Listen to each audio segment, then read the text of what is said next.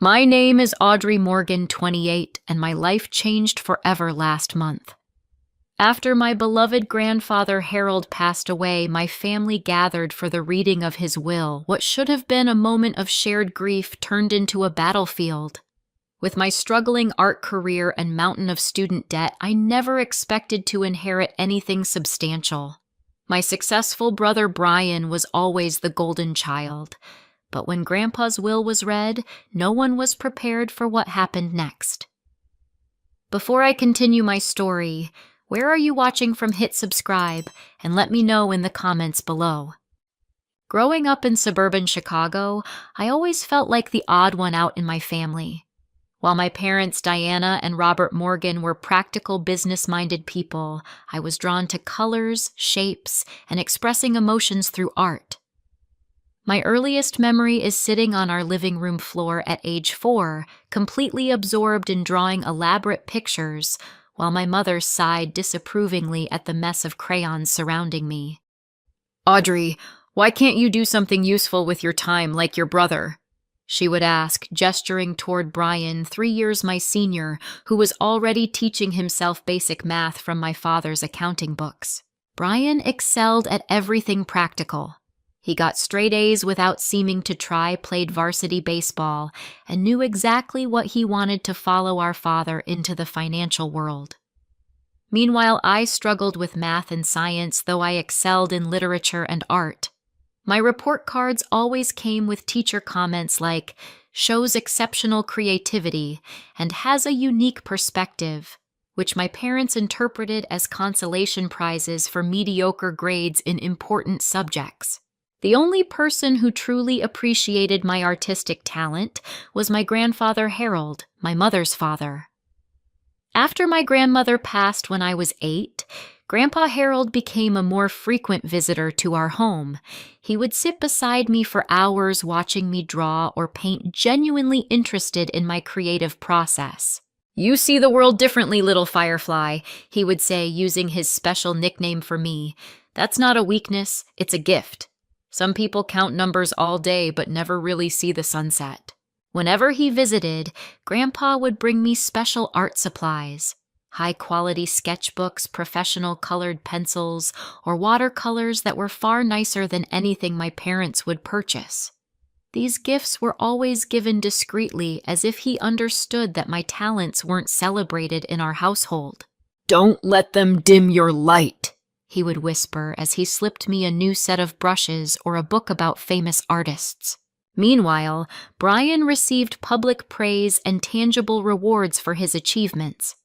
When he was accepted to Northwestern University's business program with a partial scholarship, my parents threw him a huge party and gifted him a new car. 2 years later, when I received a substantial scholarship to the Art Institute of Chicago, there was a quiet dinner at home and comments about the impracticality of my choice. "Art is a hobby, Audrey, not a career path," my father said firmly over dessert.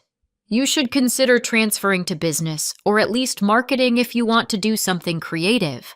College only widened the gap between Brian and me. He thrived in his business courses, secured prestigious internships, and graduated with multiple job offers. I poured my heart into my artwork, developed my own distinctive style that professors praised, but struggled with the reality of making a living as an artist.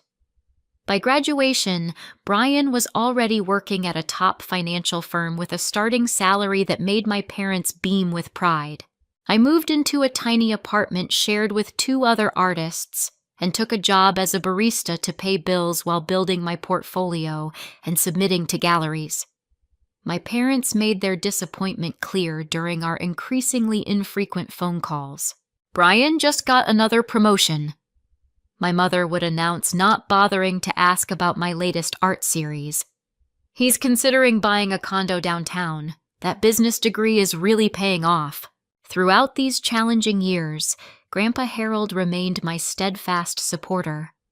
When he began experiencing health problems 5 years ago, I started visiting him weekly at his home in the suburbs. These visits became my sanctuary. While helping him with household tasks or grocery shopping, we would have long conversations about art life and following your own path. As his health deteriorated, I increased my visits, often staying overnight to ensure he took his medications and ate properly. I would bring my sketch pad and draw while he napped, sometimes capturing his peaceful sleeping face in my artwork. He would wake and insist on seeing what I'd created, always offering genuine appreciation. "You're the only one who really sees me, Firefly," he said once, looking at a portrait I'd drawn of him. "Not just my old face, but who I really am inside." Brian visited, rarely always with a rushed energy, and checking his phone constantly. He would talk loudly about investments and his latest accomplishments, seeming not to notice when Grandpa's eyes glazed over with fatigue. 2 years ago, when Grandpa Harold needed more consistent care, my parents suggested a nursing home. I couldn't bear the thought of him in an institutional setting and offered an alternative. I would move into his house to care for him. My parents were skeptical, but Grandpa was delighted, and ultimately they relented. Those final 2 years living with my grandfather were precious beyond measure. My art took on new depth as I witnessed his gentle courage in facing mortality. I set up a small studio in his spare bedroom and managed to sell a few pieces to local galleries. Every sale, no matter how small, was celebrated by Grandpa, as if I'd been featured at the Museum of Modern Art. When Grandpa Harold passed away peacefully in his sleep last month with me holding his hand, I felt as though a light had gone out in my world. Brian flew in from a business trip the next day, and my parents handled the funeral arrangements with efficient pragmatism. At the service, I noticed how many people from the community came to honor him. Neighbors he'd helped, local shopkeepers who knew him by name, friends from his volunteer work at the Veterans Center. A week after the funeral, we received a call from James Patterson, Grandpa's attorney, requesting our presence for the reading of the will. The night before the appointment, during a family dinner at my parents' house, the conversation inevitably turned to expectations. Dad mentioned Harold had some good investments, my mother said, directing her comments to Brian. "It would be a perfect time for you to expand your portfolio management business." "I've already been researching potential office spaces," Brian replied, not even glancing my way. "This could be the capital infusion I've been waiting for." I sat silently, pushing food around my plate. No one asked about my plans or needs, and it never occurred to them that I might be included in any meaningful way in Grandpa's will. As far as they were concerned, I had already received my inheritance through Grandpa's support of my hobby and his generosity in letting me live with him. Little did any of us know how thoroughly we had misjudged the situation and how a single meeting would upend our family dynamic forever. The attorney's office was located in a stately brick building in downtown Chicago. The reception area featured dark wood paneling, leather chairs, and discreet lighting that spoke of old money and confidentiality. I arrived first nervous and unsure, dressed in the only professional outfit I owned, a simple black dress I'd worn to gallery openings. My parents and Brian arrived together, engaged in animated conversation about the current stock market.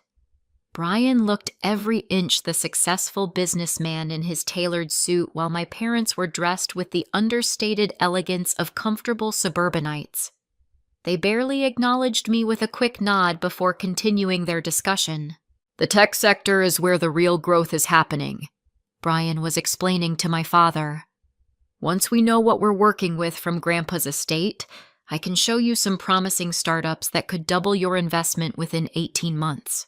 "That sounds promising," my mother interjected. "Your grandfather was always so conservative with his investments. It will be good to have someone with modern financial knowledge managing things now." I sat quietly, feeling increasingly invisible and irrelevant to their plans. It was a familiar feeling, but somehow more painful in this context. We were here because Grandpa had died, yet they seemed more focused on future profits than honoring his memory. James Patterson emerged from his office precisely at the scheduled time. He was an older gentleman with silver hair and reading glasses perched on his nose. His handshake was firm, his manner professional but warm. "Thank you all for coming," he said, leading us into a conference room with a polished oak table. "Before we begin, let me express my condolences. Harold was not just my client, but a dear friend for over 40 years. We settled around the table with Patterson at the head. He placed a folder and a sealed envelope before him, adjusting his glasses as he prepared to read. As the executor of Harold Morgan's estate, it is my duty to inform you of his final wishes regarding the distribution of his assets, he began formally. The total value of Harold's estate, including his home investments and personal property, is approximately $2.4 million. I heard my mother's quick intake of breath. It was significantly more than any of us had expected. My father and Brian exchanged meaningful glances, already calculating possibilities. "I'll now read the will in its entirety," Patterson continued, opening the folder. The first portions were standard legal language confirming this was indeed the last will and testament of Harold Morgan's sound of mind and body at the time of signing. He then moved on to specific bequests. His collection of vintage watches to a veterans organization, a modest sum to his church, and $50,000 each to several charities. Then Patterson cleared his throat and looked directly at me. "To my granddaughter Audrey Elizabeth Morgan, who has shown me the true meaning of family through her unwavering love and support, I leave the remainder of my estate, including my home investments and all other assets not specifically designated elsewhere. It is my hope that this inheritance will allow her to pursue her considerable artistic talents without the financial constraints that have limited her thus far." The silence that followed was absolute. I felt as though the air had been sucked from the room. Had I misheard? Was this some kind of mistake? My mother was the first to recover. "There must be some error," she said sharply. "Surely Harold intended a more equitable distribution." Patterson looked at her calmly. "There is no error, Mrs. Morgan. Your father was very clear about his wishes." Brian's face had flushed a deep red. "This is ridiculous. I'm the one with financial expertise. I could grow that money, make something of it. Audrey will probably blow it on paint and canvases." "Brian," my father snapped, though whether he was admonishing him for the outburst or for speaking the quiet part aloud wasn't clear. Patterson waited for the commotion to subside before continuing. "There is one additional provision I should mention. Harold anticipated there might be disagreement regarding his decisions. He left this sealed letter with instructions that it should be read aloud only if his will was contested or if undue pressure was placed on Audrey regarding her inheritance."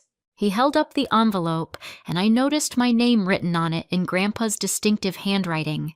My father regained his composure and adopted a reasonable tone. "We're not contesting anything officially, Mr. Patterson. We're simply expressing surprise at what seems an unbalanced distribution among family members." "I understand," Patterson replied. However, Harold was quite specific about what might constitute contesting in spirit, if not in legal terms.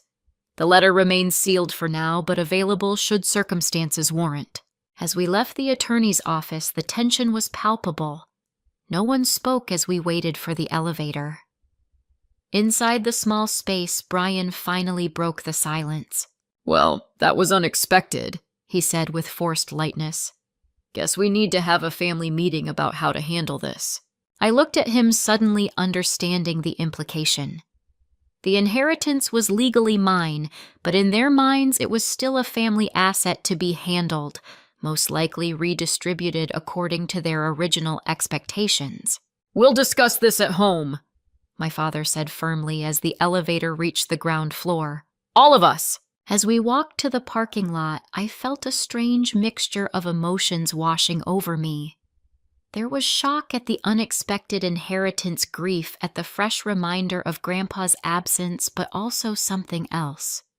A small growing spark of validation.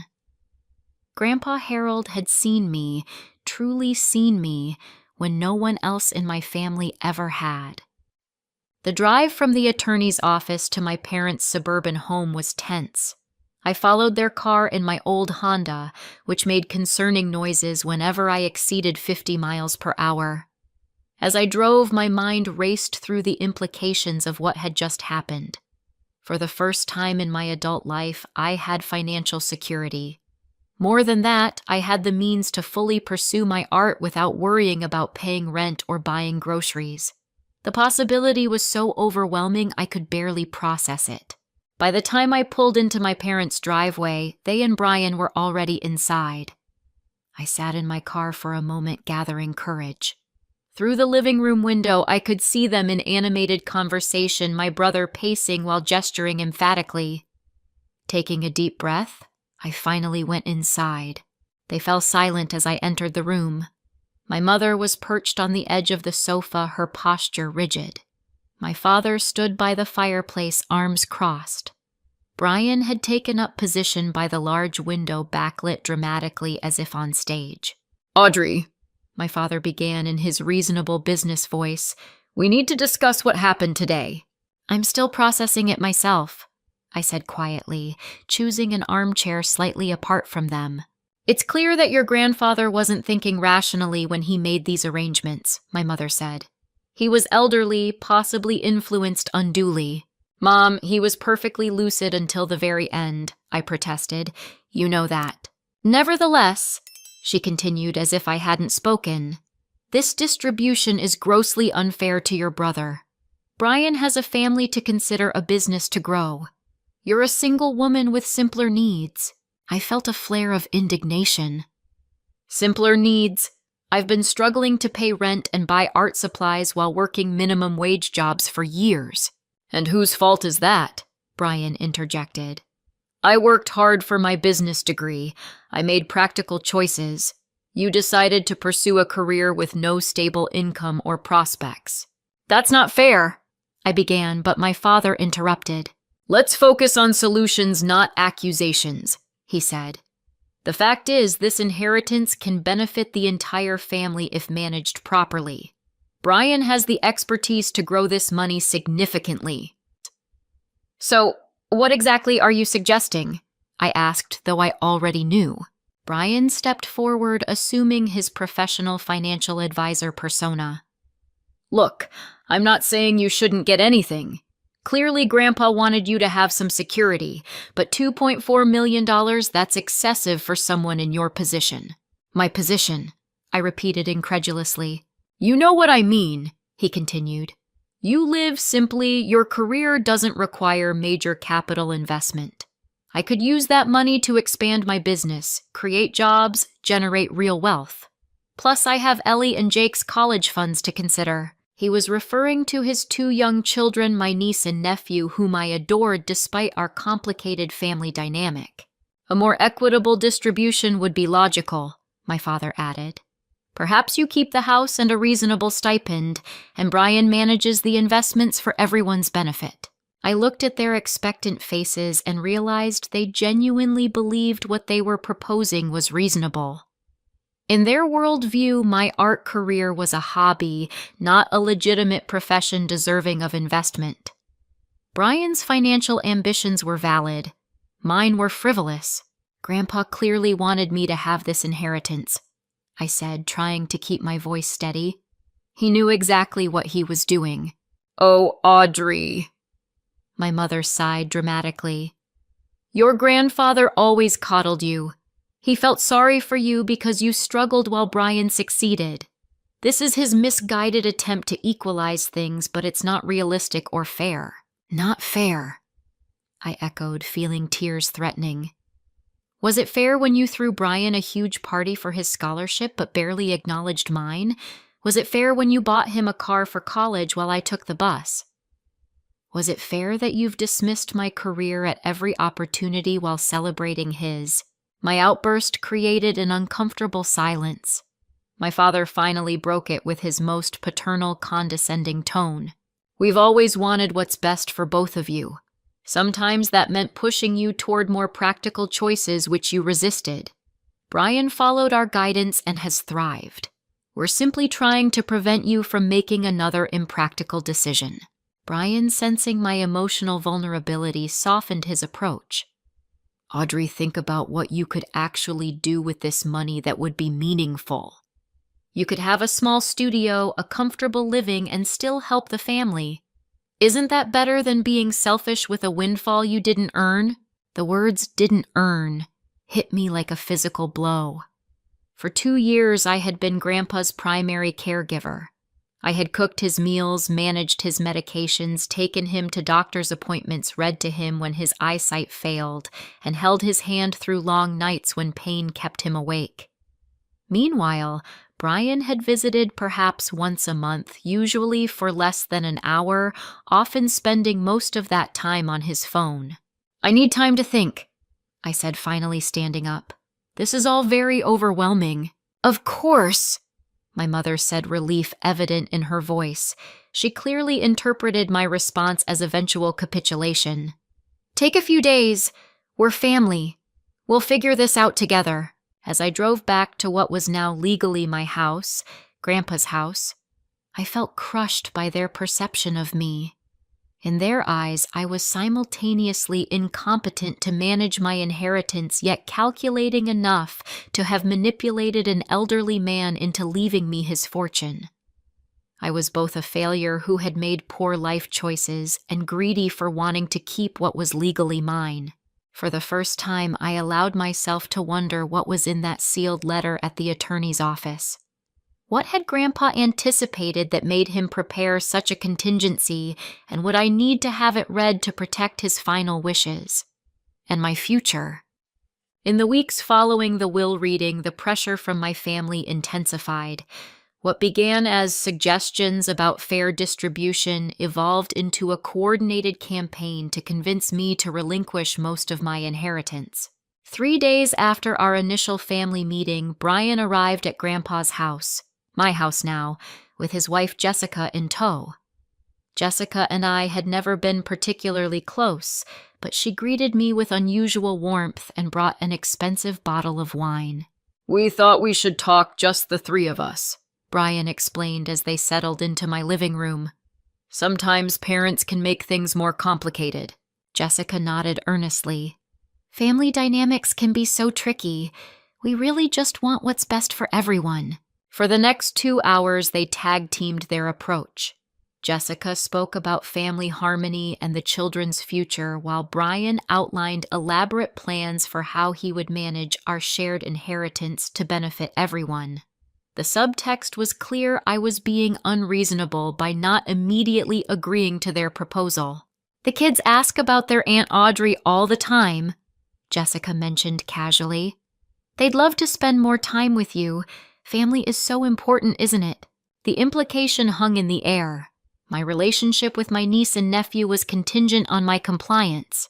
After they left, I called my closest friend Emma, an artist I'd met in college, who understood my family dynamic all too well. "They're manipulating you," she said bluntly after I recounted the visit. "Using the kids as emotional leverage is particularly low." "I know," I sighed. "But what if they're right? What if I am being selfish?" "Audrey, listen to me." Emma's voice was firm. "Your grandfather chose you as his heir. He had his reasons. Honoring his wishes isn't selfish. It's respectful of his autonomy and judgment." The next wave came from extended family. Suddenly, cousins and aunts I rarely heard from were calling with concerns. My mother's sister, Aunt Patricia, phoned to tell me how shocked everyone was by my taking advantage of Grandpa's affection. My father's brother, Uncle Thomas, suggested that proper families divided inheritances equally regardless of what legal documents stated. My parents took a different approach, inviting me to dinner at their house every few days, each time with a new angle on why I should reconsider. My mother emphasized emotional appeals. "Your brother has always looked out for you," she insisted over dessert one evening. "Remember when those girls bullied you in middle school and he confronted them?" Family takes care of family, Audrey. I did remember that incident. One of the few times Brian had publicly acknowledged me at school. What my mother conveniently forgot was how he'd later told me to stop being so weird if I didn't want to be bullied. My father focused on practical concerns, outlining the responsibilities of property ownership, investment management, and tax implications. Each explanation subtly suggested I was ill-equipped to handle these adult matters without Brian's expertise. The situation reached a breaking point 3 weeks after the will reading. My parents organized what they called a family dinner, but was essentially an ambush. When I arrived, I found not just my immediate family, but also Jessica's parents, my aunt and uncle, and even our family's longtime accountant. As we settled around the dining table, my father cleared his throat for attention. "We've asked you all here because we have good news. Audrey has been considering how best to handle her grandfather's estate, and she's decided to do the right thing." I froze fork midway to my mouth. "Excuse me," my mother jumped in smoothly. "We understand you need time to formalize everything legally, but we wanted to celebrate your decision as a family. Brian has already spoken with some exciting investment opportunities that will benefit everyone." Brian raised his wine glass. "To family wisdom and sharing prosperity." Everyone except me raised their glasses.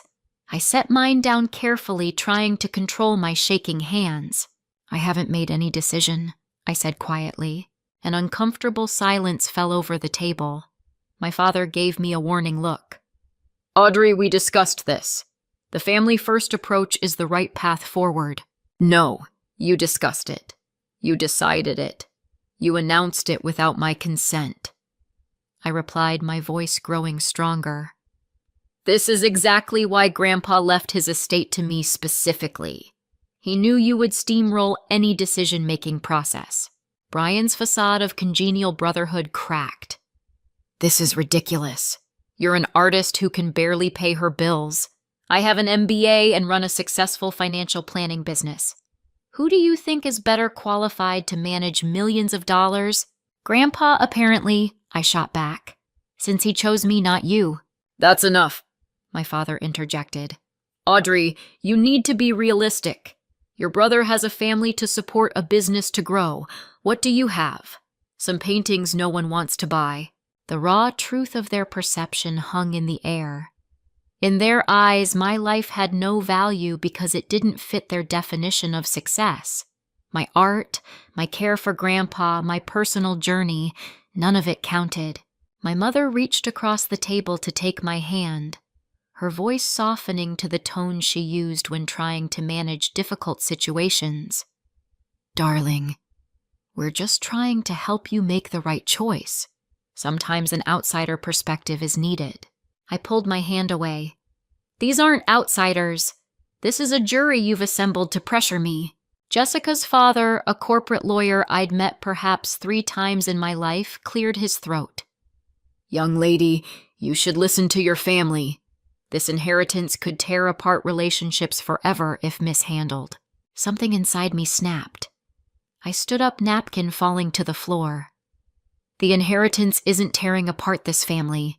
Your reaction to it is. And for the record, I have made a decision. I'm going to honor my grandfather's wishes exactly as he intended them." "You can't be serious," Brian said, his face flushing with anger. "After everything this family has done for you." "What exactly has this family done for me, Brian? Please enlighten me. Was it the constant comparison to you? The dismissal of my career? The minimal support while I cared for Grandpa alone for 2 years?" My mother's face crumpled in her practiced display of maternal disappointment. "If this is your decision, you need to understand the consequences. Family works as a unit. If you choose to act against the family's interests..." "You'll what?" I interrupted. "Cut me off from the emotional support you've never provided. Exclude me from family events where I'm already treated as an afterthought. Withhold love that's always been conditional on my compliance." I grabbed my purse and headed for the door. My father called after me, "If you walk out now, you're choosing money over family." I turned back one last time. No, I'm choosing to respect Grandpa's wishes, and I'm choosing myself maybe for the first time ever. That night, after crying until I had no tears left, I made a decision. I called Attorney Patterson and requested a meeting. It was time to read Grandpa's letter. The atmosphere in Attorney Patterson's office was even more tense than during our first visit. My parents sat rigidly on one side of the conference table, Brian beside them, projecting barely contained anger. I sat alone on the opposite side, feeling both terrified and oddly liberated by my decision to have the letter read. Patterson entered with the same folder and the sealed envelope from our previous meeting. He took his seat at the head of the table and assessed our strained faces. I understand there has been some discussion regarding Harold's will, he said diplomatically. Audrey has requested that the sealed letter be read as per Harold's instructions, that it should be shared if there was contention over his decisions or pressure placed on her regarding the inheritance.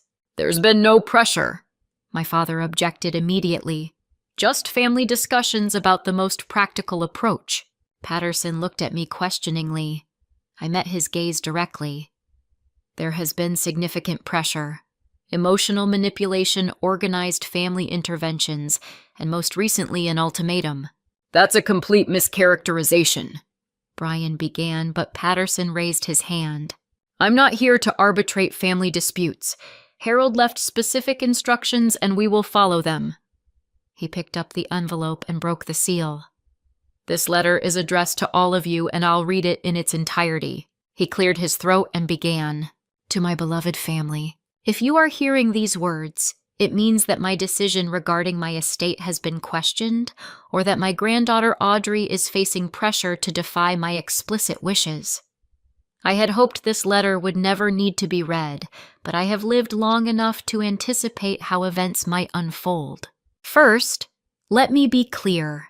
My decision to leave the bulk of my estate to Audrey was made with full cognitive clarity, and after years of careful observation and consideration.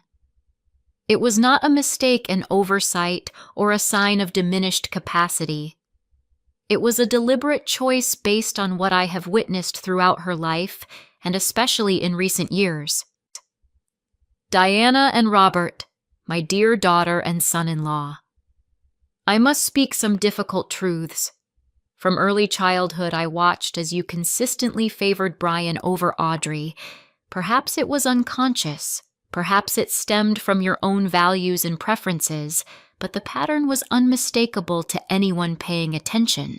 When Audrey won the district art competition in 7th grade, you attended only because Brian had a baseball game at the same school.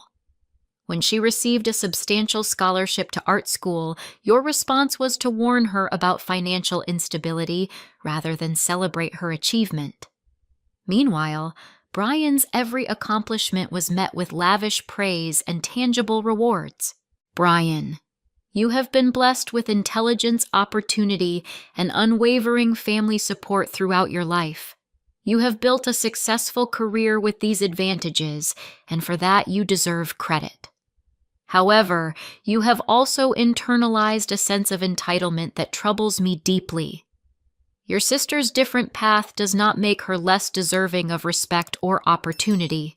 During my illness, the true character of each family member became crystal clear. Audrey moved into my home and devoted herself to my care without complaint. She arranged her work schedule around my medical appointments, learned to prepare foods I could tolerate during chemotherapy, and sat with me through countless sleepless nights.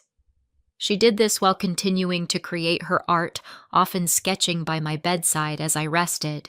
Brian, in those 2 years you visited approximately 14 times, rarely staying longer than an hour.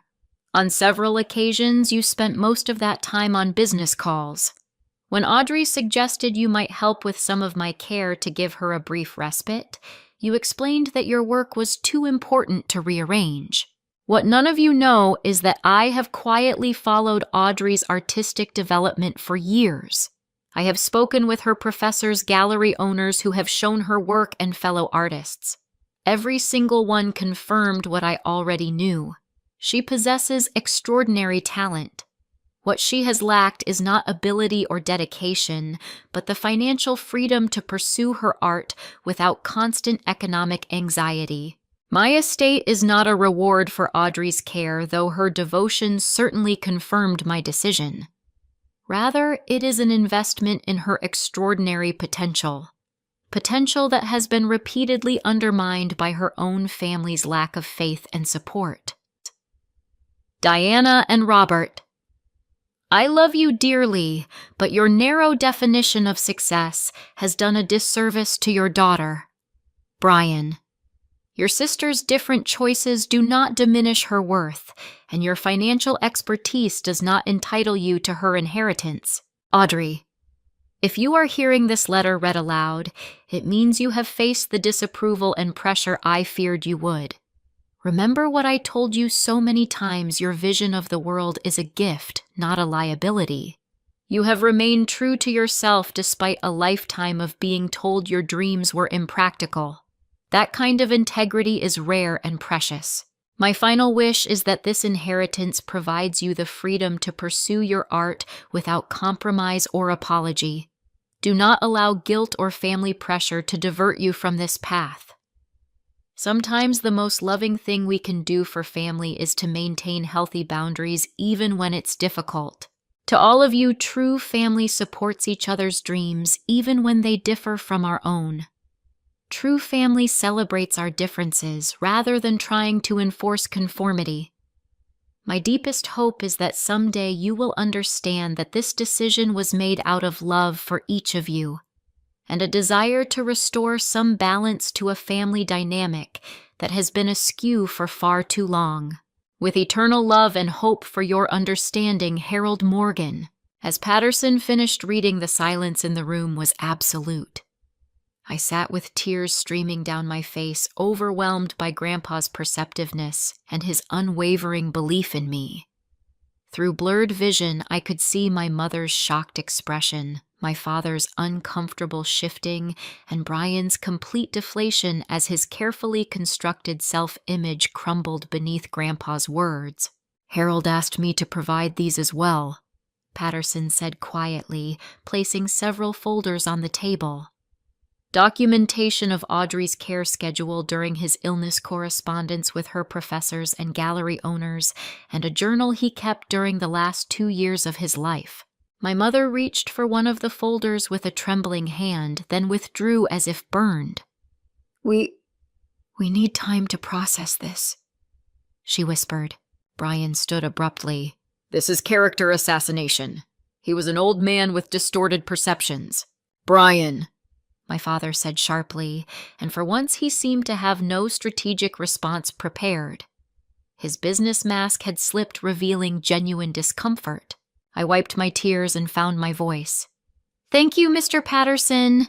I think we've heard what Grandpa wanted us to hear. As we left the office, there were no discussions about family meetings or investment strategies.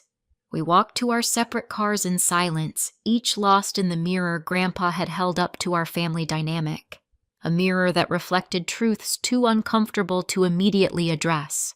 For the first time in my life, I felt truly seen and validated.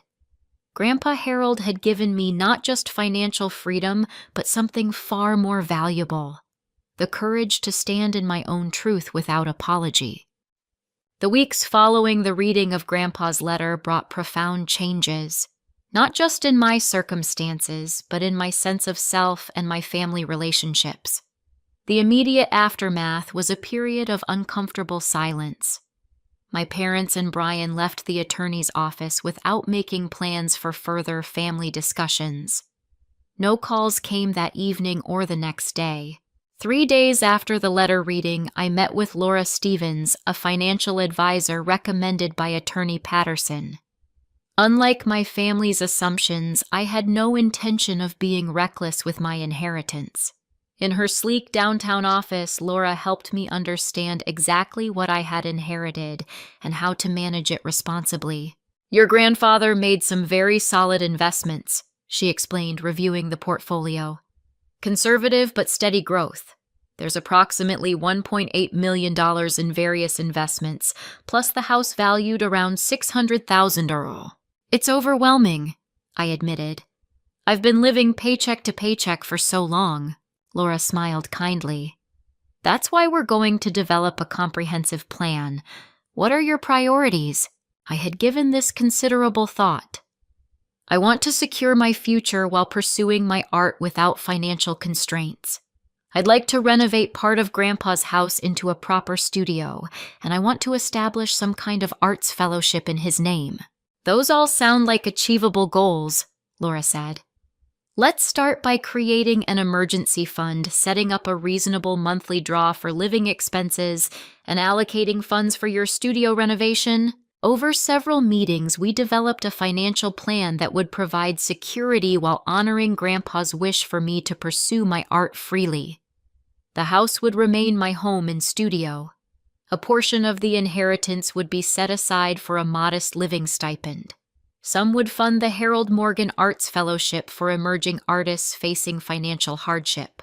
The rest would remain invested for long-term security. As I implemented these plans, the silence from my family finally broke. Brian called first, his voice lacking its usual confident edge. Audrey, I've been doing some thinking, he began awkwardly. Maybe we got off on the wrong foot with this inheritance situation. That's one way to put it, I replied, not making it easy for him. Look, I still think I could help you manage some of those investments. No strings attached, just brotherly advice. Those funds could grow significantly with the right strategy. I recognized this for what it was. Not an apology, but a revised approach to gaining access to the money. Thank you, but I've hired a financial advisor who specializes in estate management. His disappointment was palpable even through the phone. Well, the offer stands, and, the kids have been asking about you. Maybe you could come over for dinner sometime. The mention of my niece and nephew softened me slightly. I did miss them and didn't want to punish them for their parents' behavior. I'd like that, but, Brian, I need you to understand that my inheritance isn't up for discussion. Not at dinner, not ever. Right, he said after a pause. Understood. My parents were next inviting me to Sunday lunch. I accepted with trepidation, setting clear boundaries beforehand. The meal was strained with careful conversation about neutral topics. As we finished dessert, my mother finally broached the subject. Your grandfather's letter was illuminating, she said carefully. We've been reflecting on some of the points he raised. My father nodded uncomfortably. We may not have always understood your artistic pursuits, but perhaps we could have been more supportive. It wasn't quite an apology, but it was the closest they'd ever come to acknowledging their favoritism. I appreciated the effort, however minimal. I hope we can move forward as a family, my mother added. Whatever decisions you make about your inheritance, we want to respect them. Again, not an apology, but a retreat from their previous position.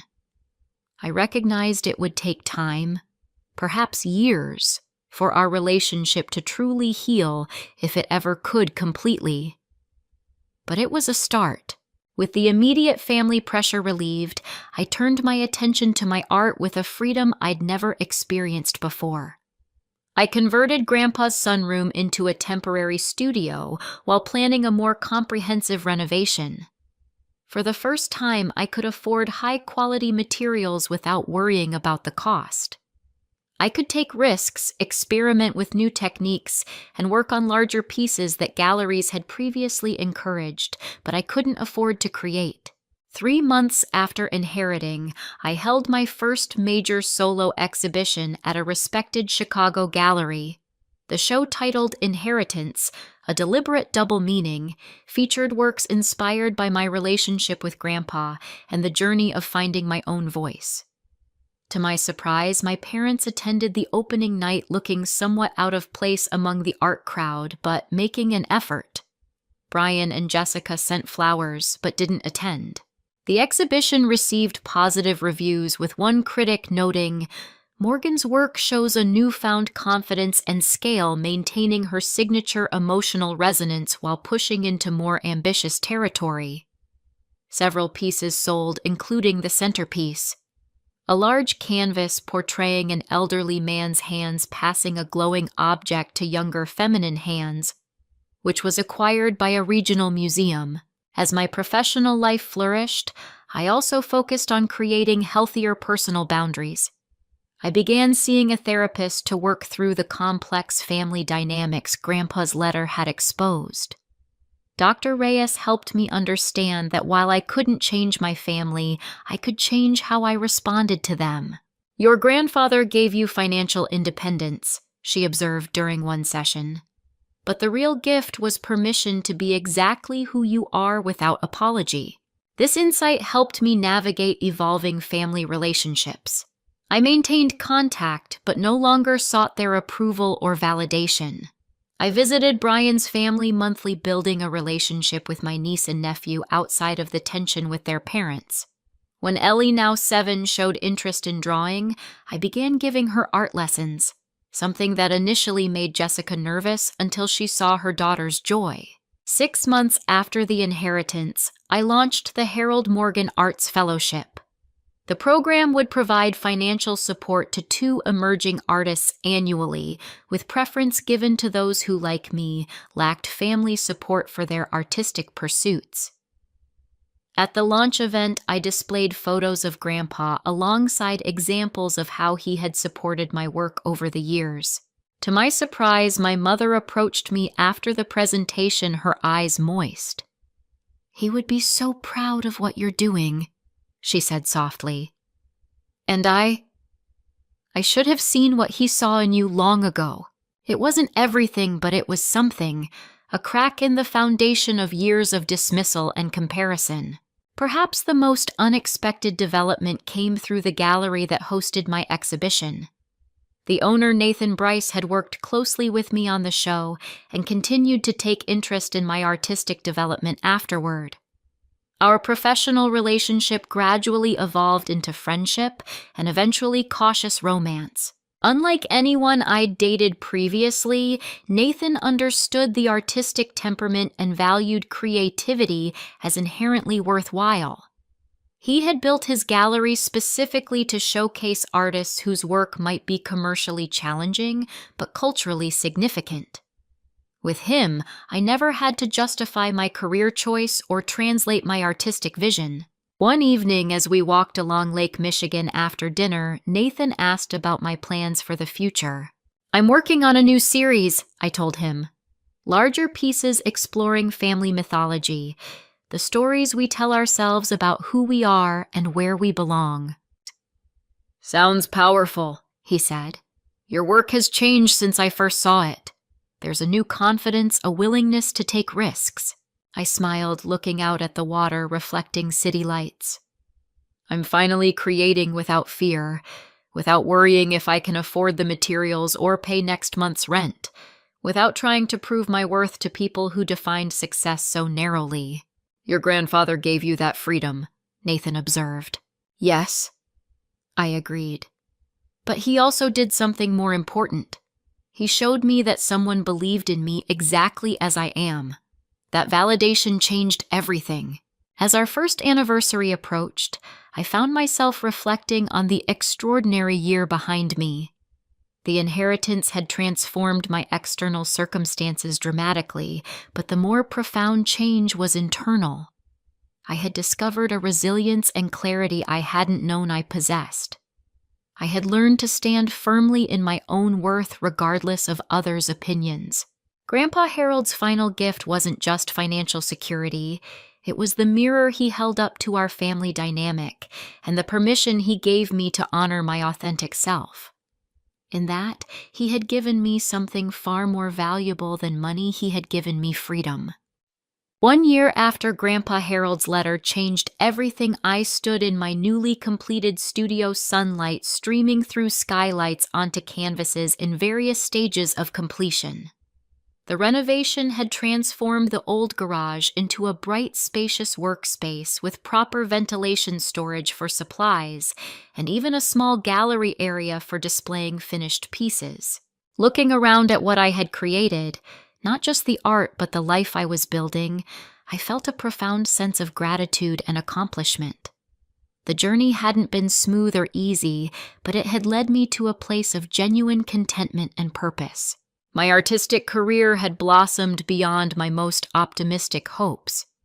Following my successful first exhibition, I had secured representation with Nathan's Gallery and 2 others in different cities.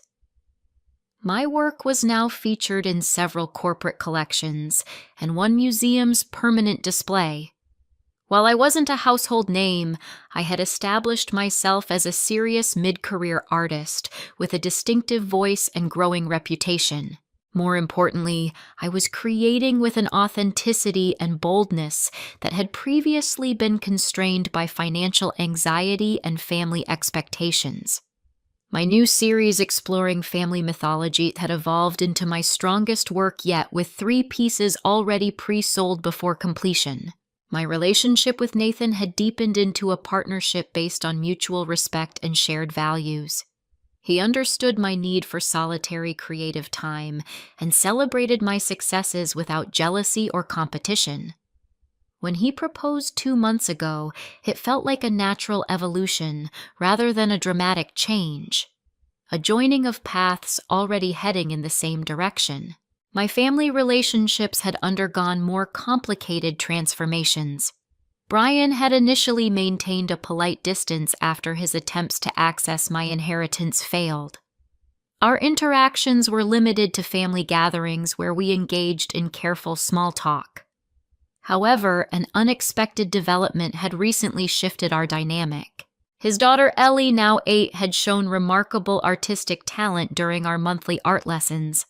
When her school art teacher recommended specialized instruction, Brian had reluctantly approached me for advice. That conversation, the first time he had acknowledged my expertise in anything, opened a narrow bridge between us.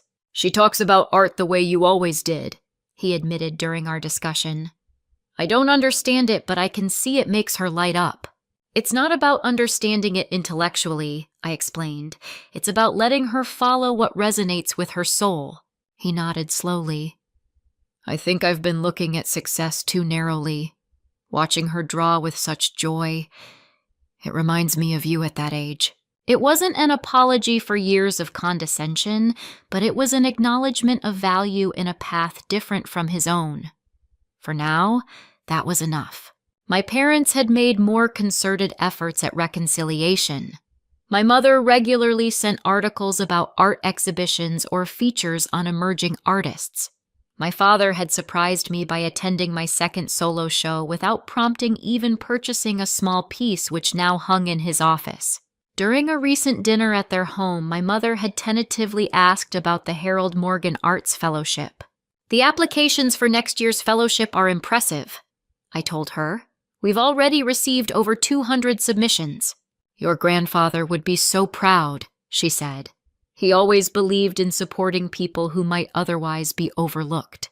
There was a moment of shared understanding between us, an acknowledgement that she recognized now what Grandpa had seen all along. The fellowship had become one of my greatest joys. Watching the first 2 recipients flourish with the financial support and mentorship the program provided gave me a sense of purpose beyond my own artistic career. One fellow, a single mother creating powerful sculptures between work shifts, reminded me of my own struggles and reinforced my commitment to creating opportunities for others. Not everything had resolved into perfect harmony, of course. Family gatherings still carried undercurrents of past hurt and misunderstanding. Brian occasionally made comments that revealed his lingering belief that I had somehow manipulated my way into the inheritance. My parents sometimes slipped into old patterns of giving his accomplishments more weight than mine. But these moments no longer devastated me or made me question my worth. I had learned to maintain boundaries without building walls to forgive, without forgetting to move forward without requiring perfect resolution. Perhaps the most meaningful measure of my growth came on the anniversary of Grandpa's passing. I visited his grave alone, bringing a sketchbook and his favorite yellow roses. Sitting beside his headstone, I wrote him a letter of my own. "Dear Grandpa," it began. 1 year ago, your letter changed everything. Not just my circumstances, but how I see myself and my place in the world. You always called me your little firefly, saying I brought light to dark places. Now I understand that you were teaching me to recognize my own light even when others couldn't see it. I detailed the developments of the past year, the studio, the exhibitions, the fellowship bearing his name. I told him about Nathan and our engagement.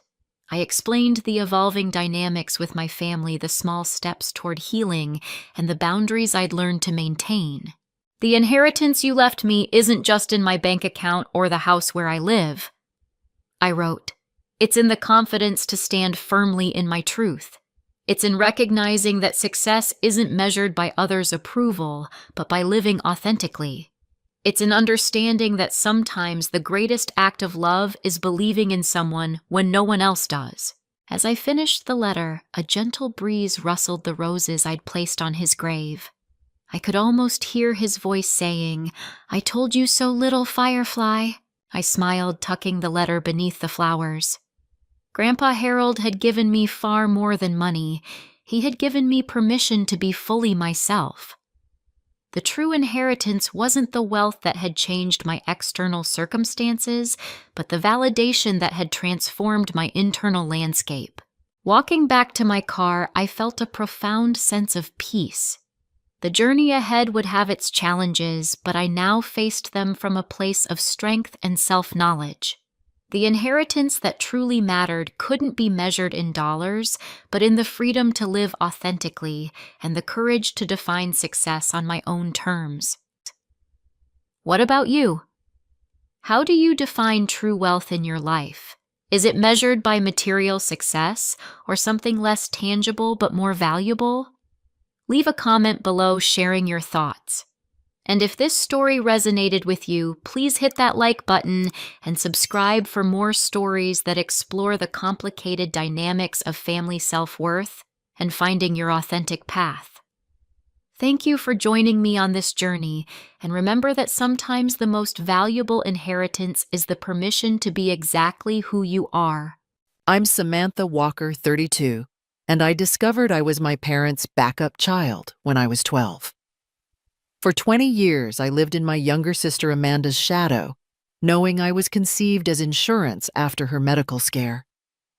Yesterday, sitting in the lawyer's office as my family celebrated Amanda's $50 million inheritance, I remembered their cruel laughter the night before. Sam will never marry anyone with real assets. I sat silently through their mockery, waiting for the final page of my grandfather's will to change everything. They never saw it coming. If you're watching this, I'd love to know where you're viewing from.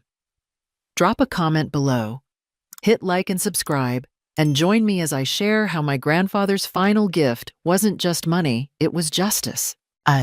Growing up in our sprawling Connecticut home, I always sensed something was off about how my parents treated me compared to my sister Amanda. 5 years younger than me, Amanda seemed to walk on water in my parents' eyes. Every achievement of hers, no matter how small, was celebrated like she'd discovered the cure for cancer. My straight-A report cards earned a cursory nod, while her B- in math warranted dinner at her favorite restaurant. I was 12 when the puzzle pieces finally clicked into place. It was a crisp fall evening, and I was heading to the kitchen for a glass of water when I heard my parents' voices drifting from the study. They were talking about Amanda's upcoming dance recital, but then the conversation shifted. Thank God we had Samantha as backup, my mother Catherine said with a sigh. Remember how terrified we were when Amanda had that medical scare as a baby, the doctors talking about potential complications. My father Richard laughed uncomfortably. Best insurance policy we ever took out. Have another child just in case something happens to the first one. I froze in the hallway, my hand gripping the doorframe. The glass of water forgotten, I pressed my ear closer. I know it sounds terrible when you put it like that, my mother continued. But look how well Amanda's turned out. Such a special child. And Samantha's, well, she's fine, self-sufficient. Which is good since we've had to focus so much on Amanda's needs. She's the practical one, my father agreed. Not every child can be exceptional. Someone has to be average. I slipped back to my room, tears silently streaming down my face. It all made sense now why Amanda had private violin ballet and French tutors while I was told to join free clubs at school. Why her birthdays featured professional party planners and mine were afterthoughts. Why my parents attended every one of Amanda's soccer games but had work conflicts during my debate team finals. The only person who ever made me feel truly valued was my grandfather, William Anderson, my mother's father, whom everyone called Bill.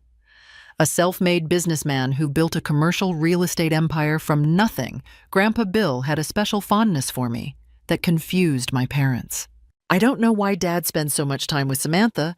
I once overheard my mother telling my father, "Amanda is much more engaging." What my mother didn't understand was that Grandpa Bill and I connected on a level that transcended the superficial charm Amanda relied on. During weekend visits to his lakeside home, he taught me about investments, business, ethics, and self-worth.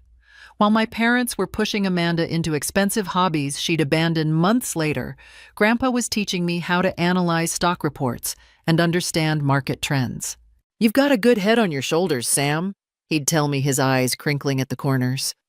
"Most people want the flashy success, but real wealth, both financial and personal, comes from patience, integrity, and seeing what others miss." By 16, I was taking advanced placement classes and working part-time at the local library. Amanda, at 11, was being shuttled between private lessons that cost more than my college fund. When I achieved National Merit Scholar status, my parents' response was, "That's nice, dear. Did you know Amanda was selected for the Junior Regional Ballet competition?" The pattern continued through high school. I graduated as valedictorian, earned multiple scholarships, and was accepted to Cornell's business program.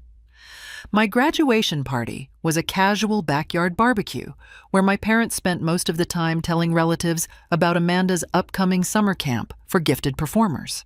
The summer before college, Grandpa Bill invited me to his office in Boston. I'd never been there before, and I was intimidated by the sleek, modern building with his name on it. His executive assistant, Jessica Miller, greeted me warmly. "So you're the famous Samantha," she said, shaking my hand. "Your grandfather talks about you constantly."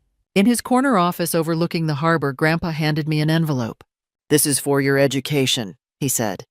"Your scholarships cover most of it, but this will handle the rest. No loans for my granddaughter." Inside was a check for $50,000. I gasped. "Grandpa, I can't accept this. Mom and Dad said—" "Your parents have made their priorities clear," he interrupted, his voice firm but kind. "I'm making mine clear too. Your education matters, Sam. Your future matters." I left for Cornell in August, watching from my dorm room window as my parents drove away, already discussing Amanda's upcoming dance showcase on their phone's speakerphone. I felt a strange mixture of liberation and loneliness. For the first time, I was free from being the backup child. But I also felt the ache of knowing my own parents considered me an afterthought. Little did I know that Grandpa Bill's support was just the beginning of a plan he'd been crafting for years, a plan that would eventually force my parents to confront the consequences of treating one child as precious and the other as spare parts. College became my sanctuary. At Cornell, nobody knew me as Amanda's sister or the backup child. I was just Samantha Walker, finance major with a minor in business ethics. My analytical mind and work ethic quickly caught professors' attention, and by sophomore year, I was invited to join a competitive investment club where students managed a portion of the university's endowment. During junior year, I met Ethan Hayes in my corporate finance class. Tall, with thoughtful brown eyes and a quiet confidence, Ethan wasn't like the flashy business majors trying to be the next Wolf of Wall Street. He was brilliant, but humble, the son of public school teachers from Michigan who, like me, was attending on scholarships and work study. "I liked how you challenged Professor Bernstein's assumption about the ethical implications of that merger case," he said after class one day. Most people just focus on the numbers. Our first date was coffee that turned into dinner, that turned into a midnight walk around campus. With Ethan, I could talk about everything: my passion for sustainable investing, my relationship with Grandpa Bill, and eventually the pain of being the backup child.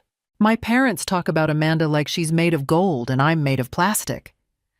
I admitted one night 6 months into our relationship, when I call home, they spend 5 minutes asking about my classes and 20 minutes updating me on Amanda's life. Ethan squeezed my hand. "Their limitation, not yours," he said.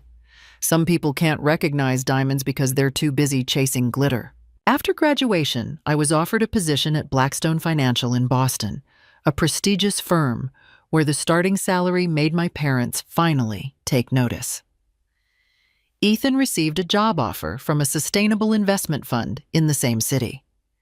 We moved into a modest apartment together, combining IKEA furniture with weekend flea market finds. While I was building my career, Amanda was floundering. She'd attended an expensive performing arts college in New York, but dropped out after 2 years to find herself. This involved a series of short-lived passions, acting classes, a jewelry-making business that never launched a food blog with 3 posts. Each new venture was funded by my parents, who remained convinced that Amanda's big break was just around the corner. I maintained a polite distance from my family, calling once a week and visiting on major holidays. Each visit followed the same script: my parents asking cursory questions about my job, never my career, before launching into detailed updates about Amanda's latest pursuits. Meanwhile, my relationship with Grandpa Bill deepened.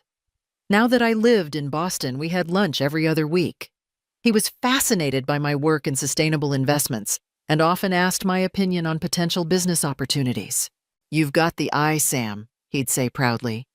"You see value where others don't."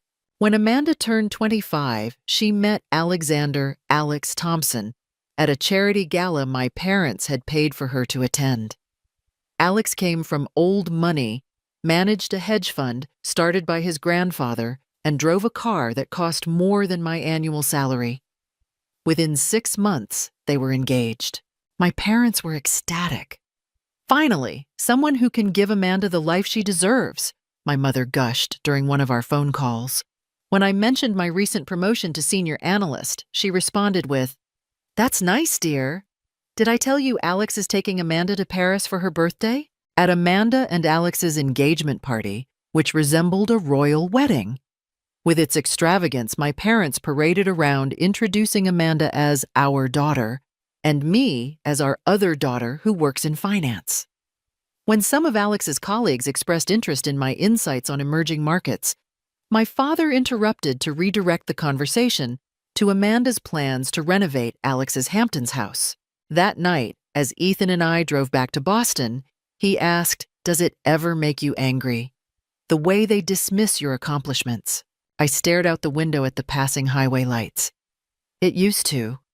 Now it just makes me sad. They're missing out on knowing who I really am." Grandpa Bill's health began declining the following year. At 78, he was still sharp as a tack mentally, but his heart was giving him trouble. During one of our lunches, which had moved from restaurants to his penthouse due to his limited mobility, he made a cryptic comment. "I've been watching Sam," he said, his voice weaker, but his eyes still bright. "All these years I've been watching and taking notes. The ledger doesn't balance yet, but it will." When I asked what he meant, he patted my hand. "Just know that I see you truly see you, and in the end, that's what matters." 3 months later, Jessica called me at work, her voice breaking. "Sam, it's your grandfather. He passed away in his sleep last night. I'm so sorry." The world tilted on its axis. Grandpa Bill, my champion, my mentor, the one person who valued me for exactly who I was gone. I sobbed in the bathroom at work, then composed myself enough to call my parents. "What a shame," my mother said after I broke the news. "Dad was always so vital. The funeral will have to be spectacular, of course. Amanda is devastated. She and Alex just asked Dad to invest in Alex's new fund last month. Even in grief, I was an afterthought." I took a deep breath, feeling Ethan's supportive hand on my back. I'll be home tomorrow. I said, my voice steady, despite the tears streaming down my face. We can discuss arrangements then. As I hung up, I had no idea that Grandpa Bill's passing would set in motion events that would finally force my family to see me, truly, see me for the first time in my life. So, the family home in Greenwich hadn't changed much over the years. The same sweeping driveway lined with manicured shrubs, the same imposing colonial facade with its perfect symmetry. Yet returning now with Grandpa Bill gone and Ethan's hand clasped tightly in mine, it felt like entering a museum of my childhood disappointments. My mother opened the door before we could ring the bell. Catherine Walker, at 58, remained elegantly preserved through rigorous skincare regimens and subtle cosmetic procedures. Her pearl earrings matched her cardigan, and her smile didn't quite reach her eyes. "Samantha, you're here." A brief, perfunctory hug. "And?" "Ethan, was it? How nice." Then, spotting someone behind us, "Amanda, darling, Alex, come in, come in." My sister and her husband had arrived simultaneously. Amanda, radiant in designer morning attire, accepted my mother's effusive embrace, while Alex handed his cashmere coat to the housekeeper. Neither acknowledged us until my mother prompted them. "Oh, hey, Sam." Amanda air-kissed my cheek. "This is so awful about Grandpa, isn't it? I was just telling Mom how he promised to help with our Aspen property renovations." Inside the house bustled with activity. Relatives I rarely saw milled about the living room picking at catered finger foods. My father, Richard Walker, broke away from a conversation with Amanda to offer me a distracted handshake. "Samantha, good of you to come." He nodded at Ethan. "Hope the traffic wasn't too bad." Before I could respond, he turned back to Amanda, who was regaling her audience with a story about Grandpa Bill attending one of her college performances. I knew for a fact he'd only gone because I was visiting Amanda that weekend and had invited him. Aunt Lillian, my mother's sister, approached us with a sympathetic smile. "Samantha, it's been ages. I hear you're doing well in finance."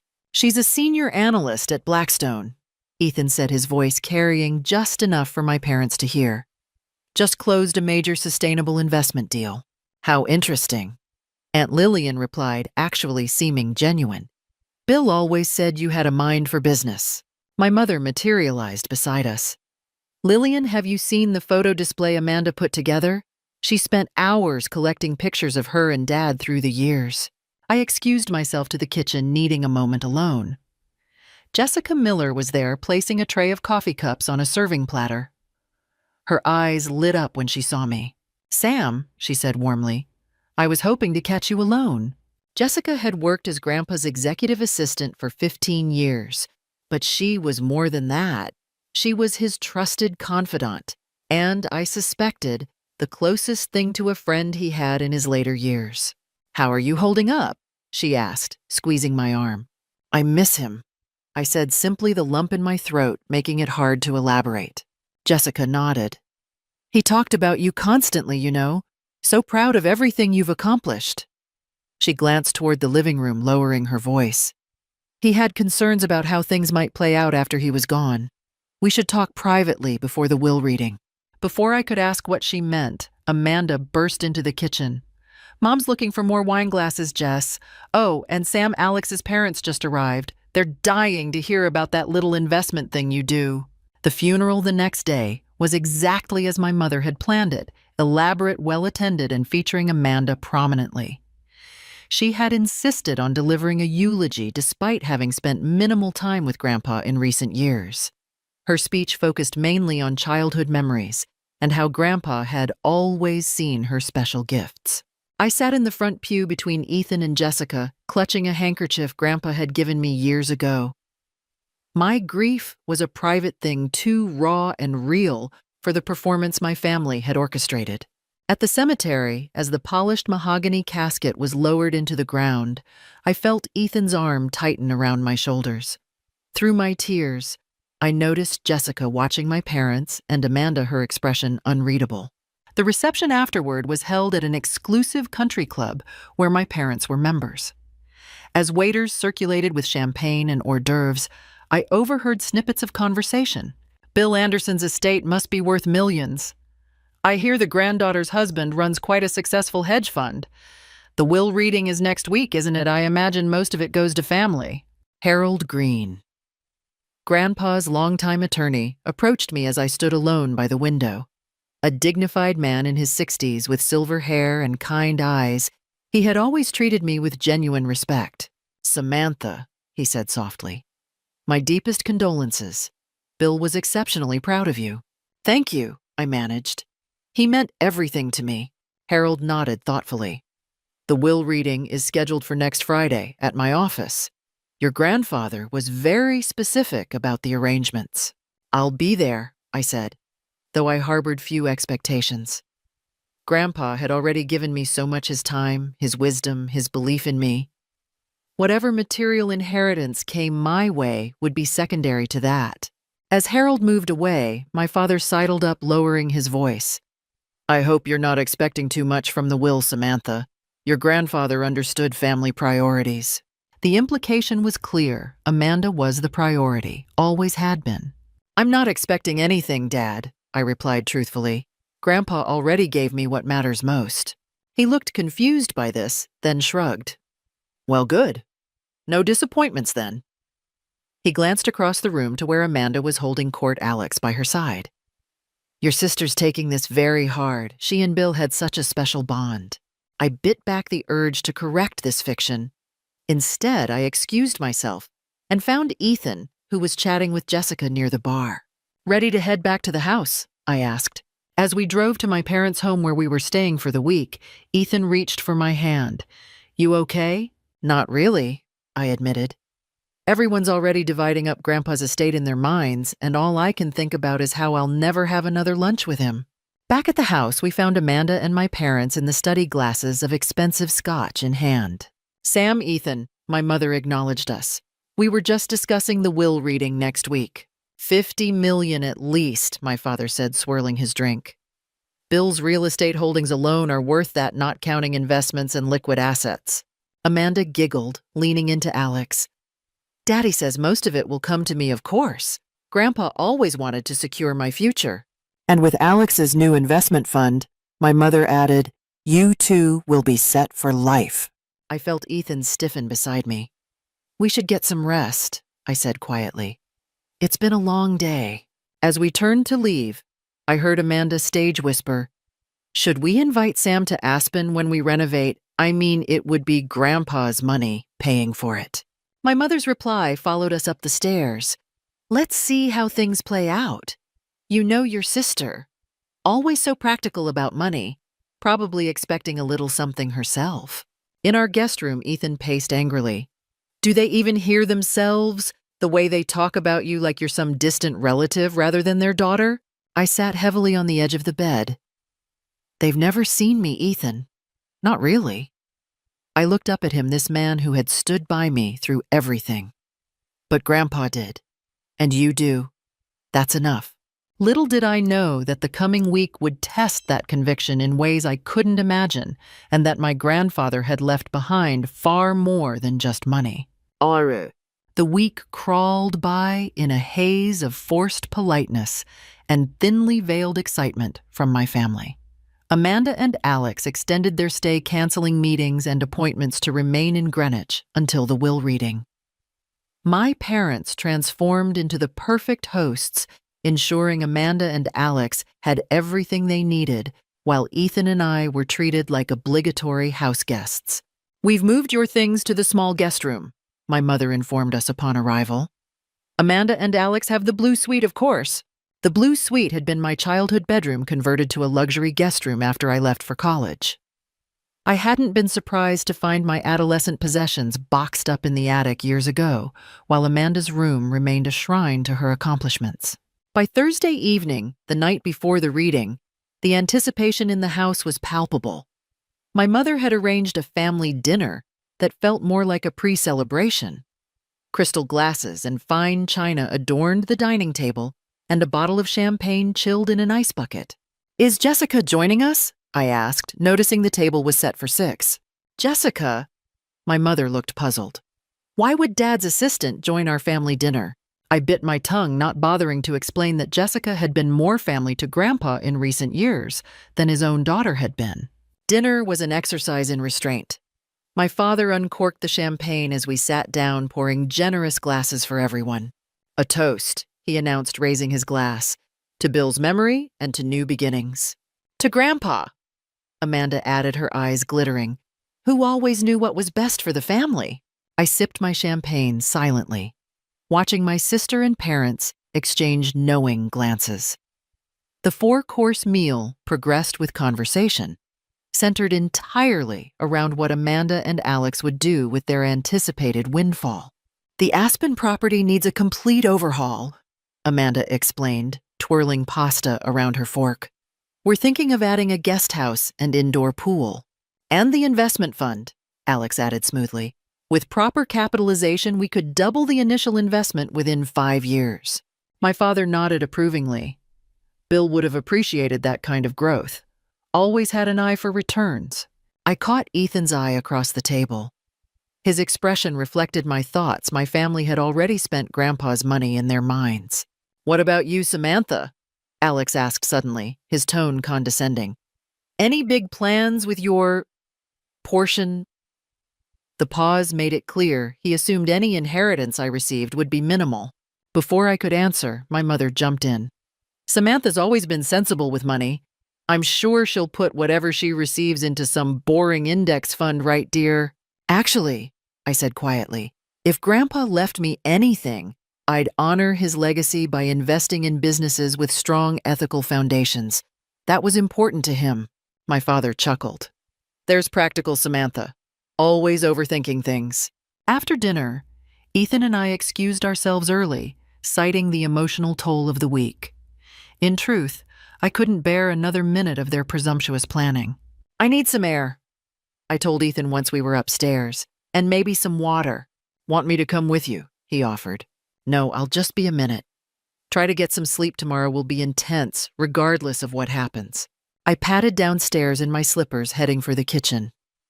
As I approached, I heard voices from my father's study. Amanda, Alex, and my parents, their tones relaxed and loose from the wine and champagne they'd consumed all evening. "I still can't believe Sam showed up with that boyfriend," Amanda was saying, laughter in her voice. "What does he do again?" "Something with tree-hugging investments." "They're perfect for each other," my mother replied. "Both so ordinary." "At least Samantha has a career," my father added.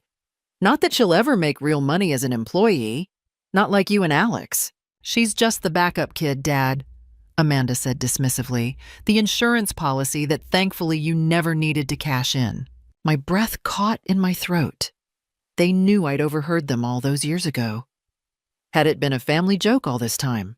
"God remember when she was born," my mother continued.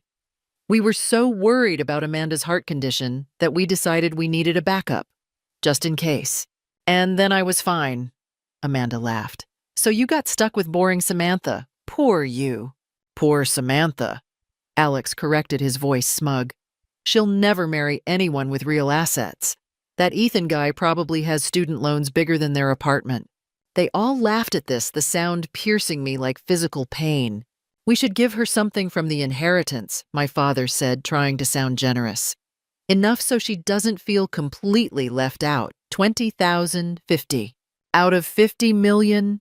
Amanda snorted. "Sure, throw her a bone. She can renovate her little apartment kitchen." "It's what Dad would have wanted," my mother agreed.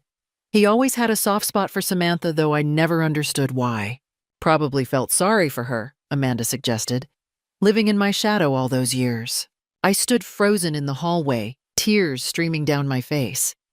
The casual cruelty, the dismissive tone, it was worse than anything I'd imagined.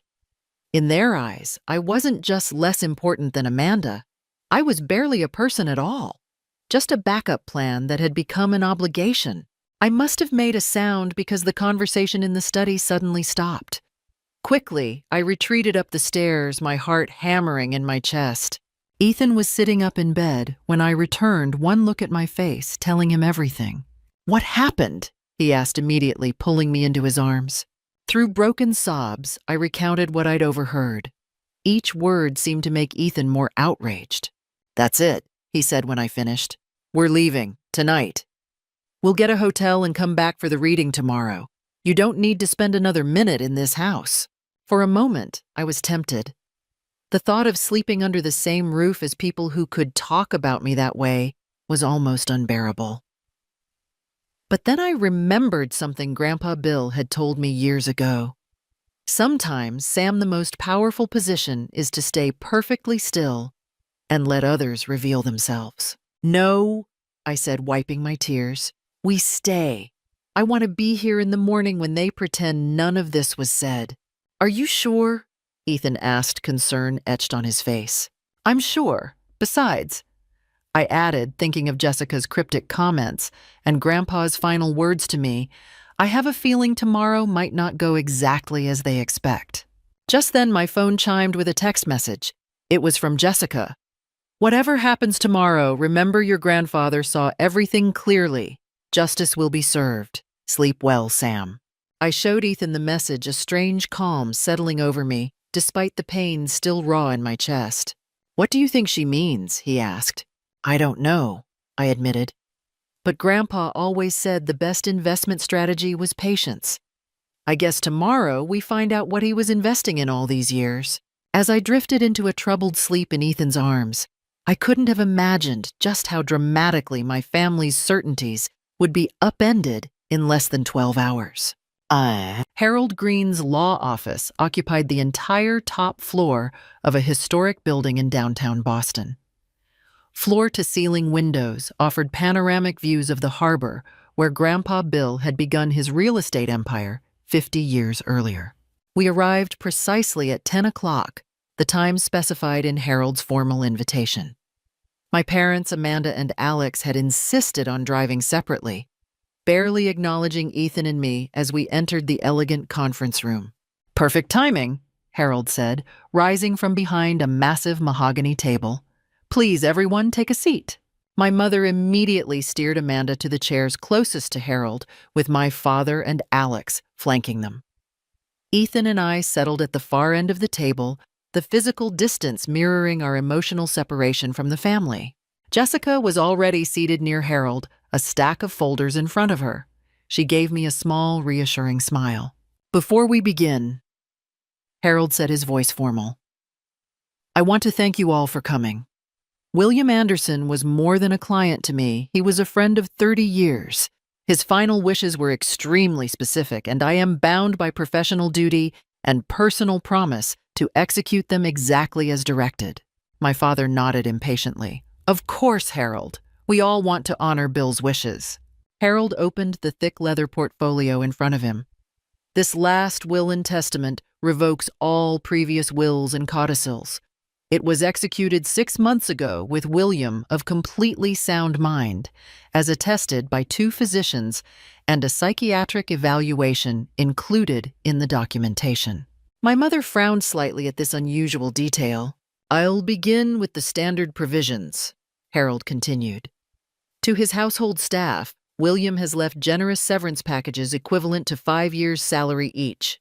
To his business partners, he has assigned his voting rights in their joint ventures according to the schedule attached as Exhibit A." Harold turned a page. "Now to the distribution of his primary estate valued at approximately $50 million after taxes and excluding certain segregated assets I'll address momentarily." The air in the room seemed to thicken. Amanda sat up straighter, her hand finding Alex's. "To his granddaughter, Amanda Walker Thompson William, leaves the sum of $50 million. Amanda let out a small squeal, clutching Alex's arm. My mother's eyes filled with tears, and my father nodded as if this merely confirmed what he had always known. "However," Harold continued, his voice cutting through their celebration, "this bequest comes with conditions." The smiles around the table faltered. "The $50 million will be held in trust administered by BlackRock Fiduciary Services, an independent trustee with no family connections. Amanda will receive quarterly distributions of interest and a portion of principal according to the schedule outlined in Exhibit B." "A trust," my father interrupted. "But that's unnecessary." Amanda and Alex are perfectly capable of managing their own finances. Harold looked at him steadily. These are William's explicit instructions, Mr. Walker. The trust is irrevocable. Amanda's face had paled. But how much access will I have? We have plans for that money. You will receive approximately $500,000 annually, adjusted for inflation, Harold explained. Major expenditures outside that allowance must be approved by the trustee according to guidelines William established. Alex looked like he'd been slapped. $500,000 a year from $50 million, that's just 1%. The remainder is to be responsibly invested to ensure the longevity of the trust, Harold replied calmly. William was quite concerned about preservation of capital. My parents and Amanda exchanged dismayed glances. Their champagne dreams of unlimited wealth were evaporating before their eyes. Furthermore, Harold continued, the trust stipulates that none of these funds may be used to capitalize Alexander Thompson's investment fund or any business venture in which he has a controlling interest. What? Alex exploded. That's outrageous. Bill and I discussed this investment opportunity extensively. Harold remained impassive. William left a personal letter explaining his decision on that matter. You'll receive it after this meeting. My mother turned to me, accusation in her eyes, as if I somehow had orchestrated this restriction. I maintained a neutral expression, though inside I was reeling. Grandpa had seen through Alex's charming facade to the opportunist beneath. Now, Harold said, turning another page to Samantha Walker. I felt Ethan's hand close around mine under the table. To my granddaughter Samantha, whom I have watched build a life of integrity and purpose, despite challenges that would have broken a lesser spirit, I leave the following. First, the sum of $8.5 million to be transferred directly to her without restrictions or conditions. Gasps echoed around the table. My father's mouth actually fell open. $8.5 million, my mother repeated incredulously. That's... Secondly, Harold continued, as if there had been no interruption. I leave Samantha my controlling interest in Anderson's Sustainable Ventures, the private equity fund I established 3 years ago with an initial capitalization of $15 million, now valued at $22 million. I couldn't breathe. My hands trembled in Ethan's steady grip. Thirdly, I leave her my personal residence on Beacon Hill, along with all furnishings and personal effects contained therein, with the exception of specific items designated for other beneficiaries. Harold looked up at me, a gentle smile softening his professional demeanor. William added a personal note here. Sam, you recognize the true value of our time together. This home holds memories worth more than its considerable market value. May you fill it with a family who understands what really matters. Tears spilled down my cheeks. The penthouse on Beacon Hill wasn't just valuable real estate. It was where Grandpa had taught me about investments over chess games, where we'd shared Sunday dinners and honest conversations. This is absurd, my father sputtered. Bill wouldn't have left Samantha more than Amanda. There must be some mistake. There is no mistake, Harold said firmly. In fact, William anticipated your reaction. He extracted a sealed envelope from his portfolio. He instructed me to read this letter aloud if his distributions were questioned. Breaking the seal, Harold unfolded several typed pages and began to read. To my family, if you are hearing this, it means you have questioned my decisions regarding my estate. Let me be perfectly clear. Every provision in my will reflects my careful observation and consideration over many years.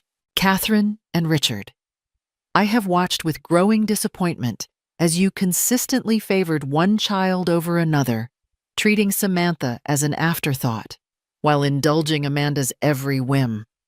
I heard you refer to her as your backup child, a term so callous it defies comprehension from loving parents. I established the trust for Amanda not to punish her, but to protect her from the consequences of the entitled attitude you fostered. The restrictions are designed to encourage financial responsibility and independent thinking.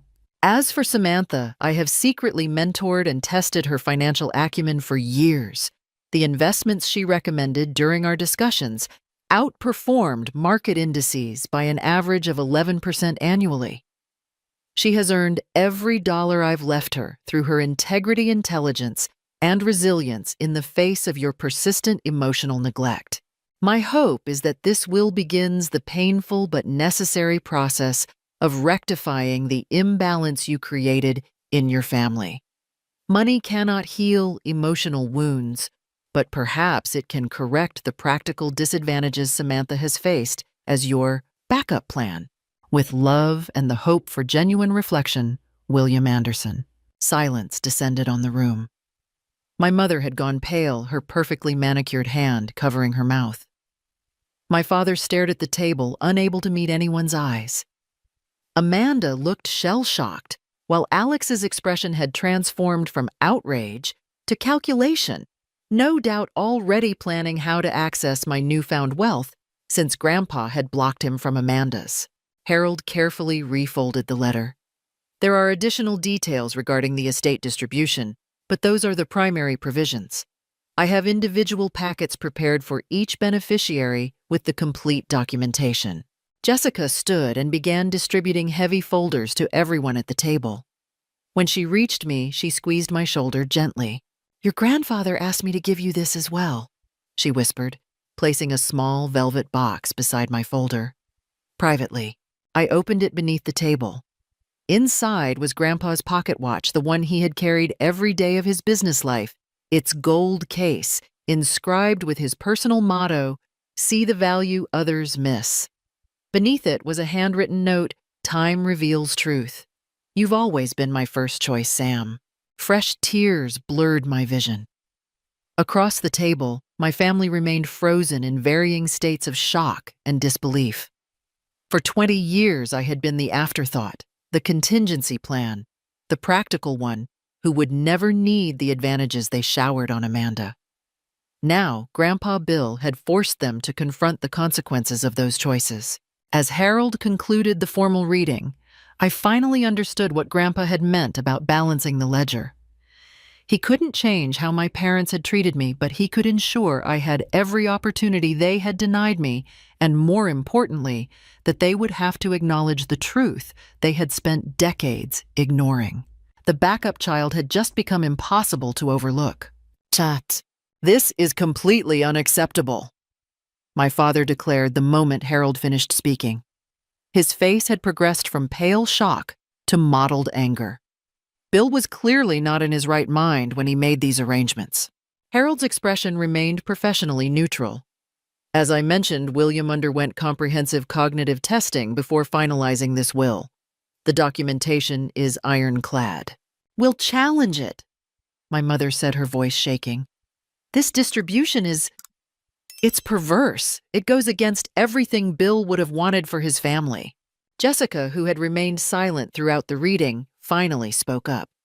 "Actually, Mrs. Walker, this distribution is exactly what Bill wanted. I worked closely with him for 15 years, and he spent the last 5 meticulously planning this estate distribution." My mother turned on her with surprising venom. "You're just the help. What would you know about what my father wanted for his family?" "Catherine," Harold cautioned, "Jessica was appointed as executor alongside me. William trusted her implicitly."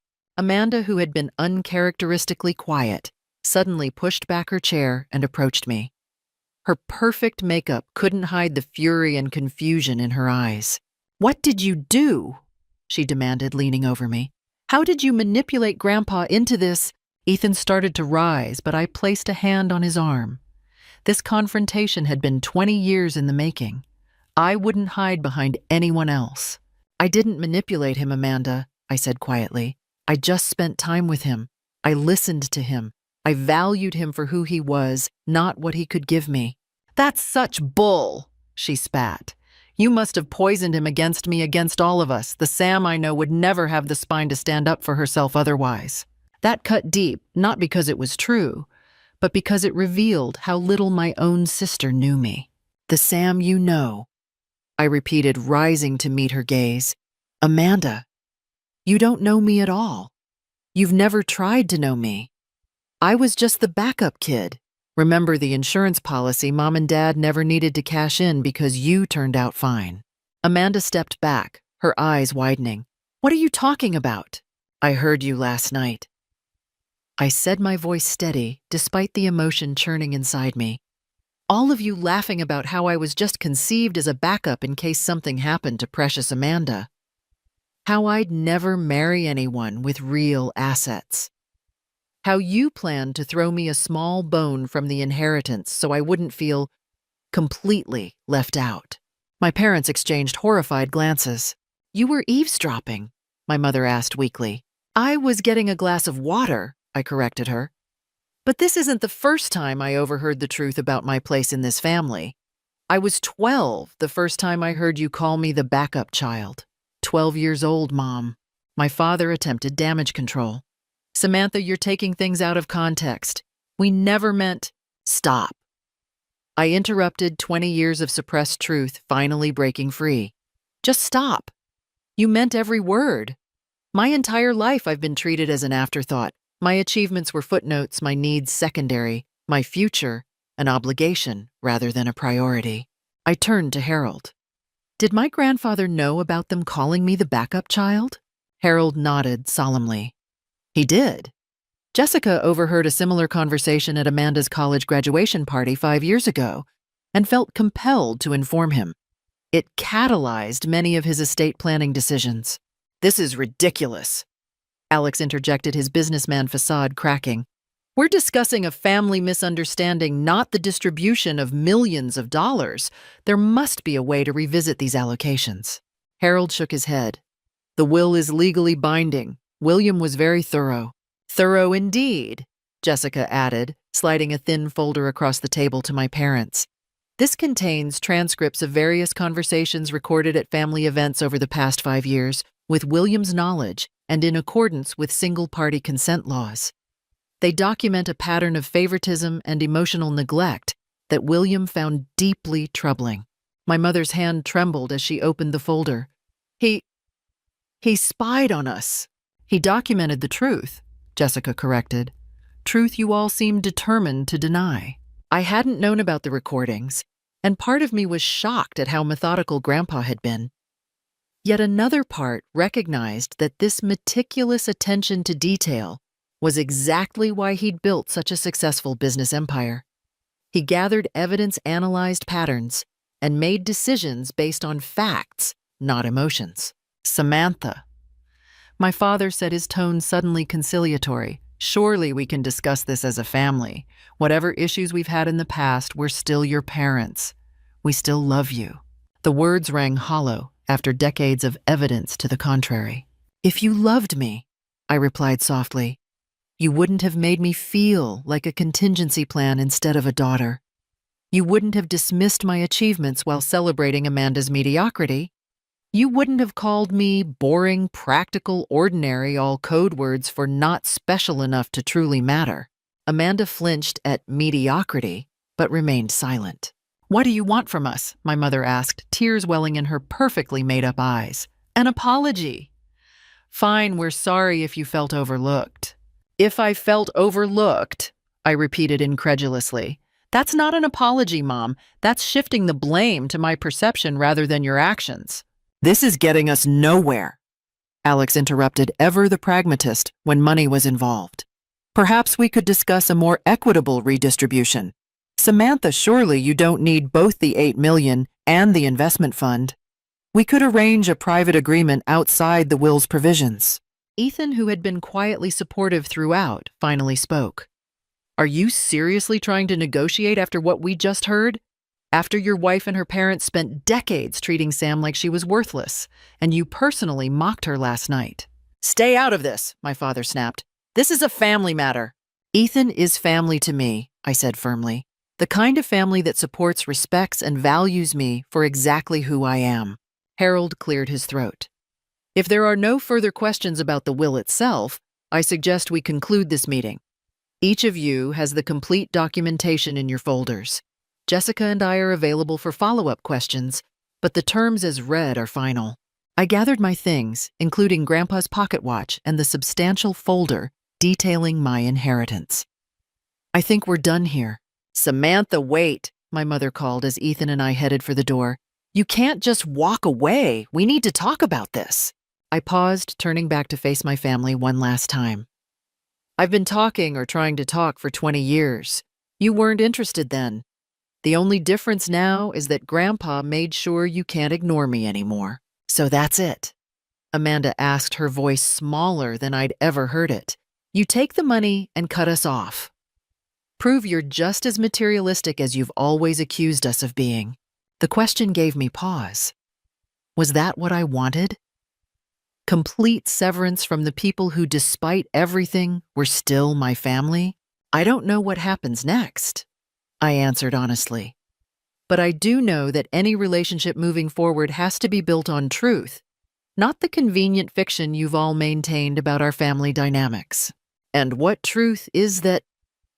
My father challenged, though his usual authority had deflated considerably.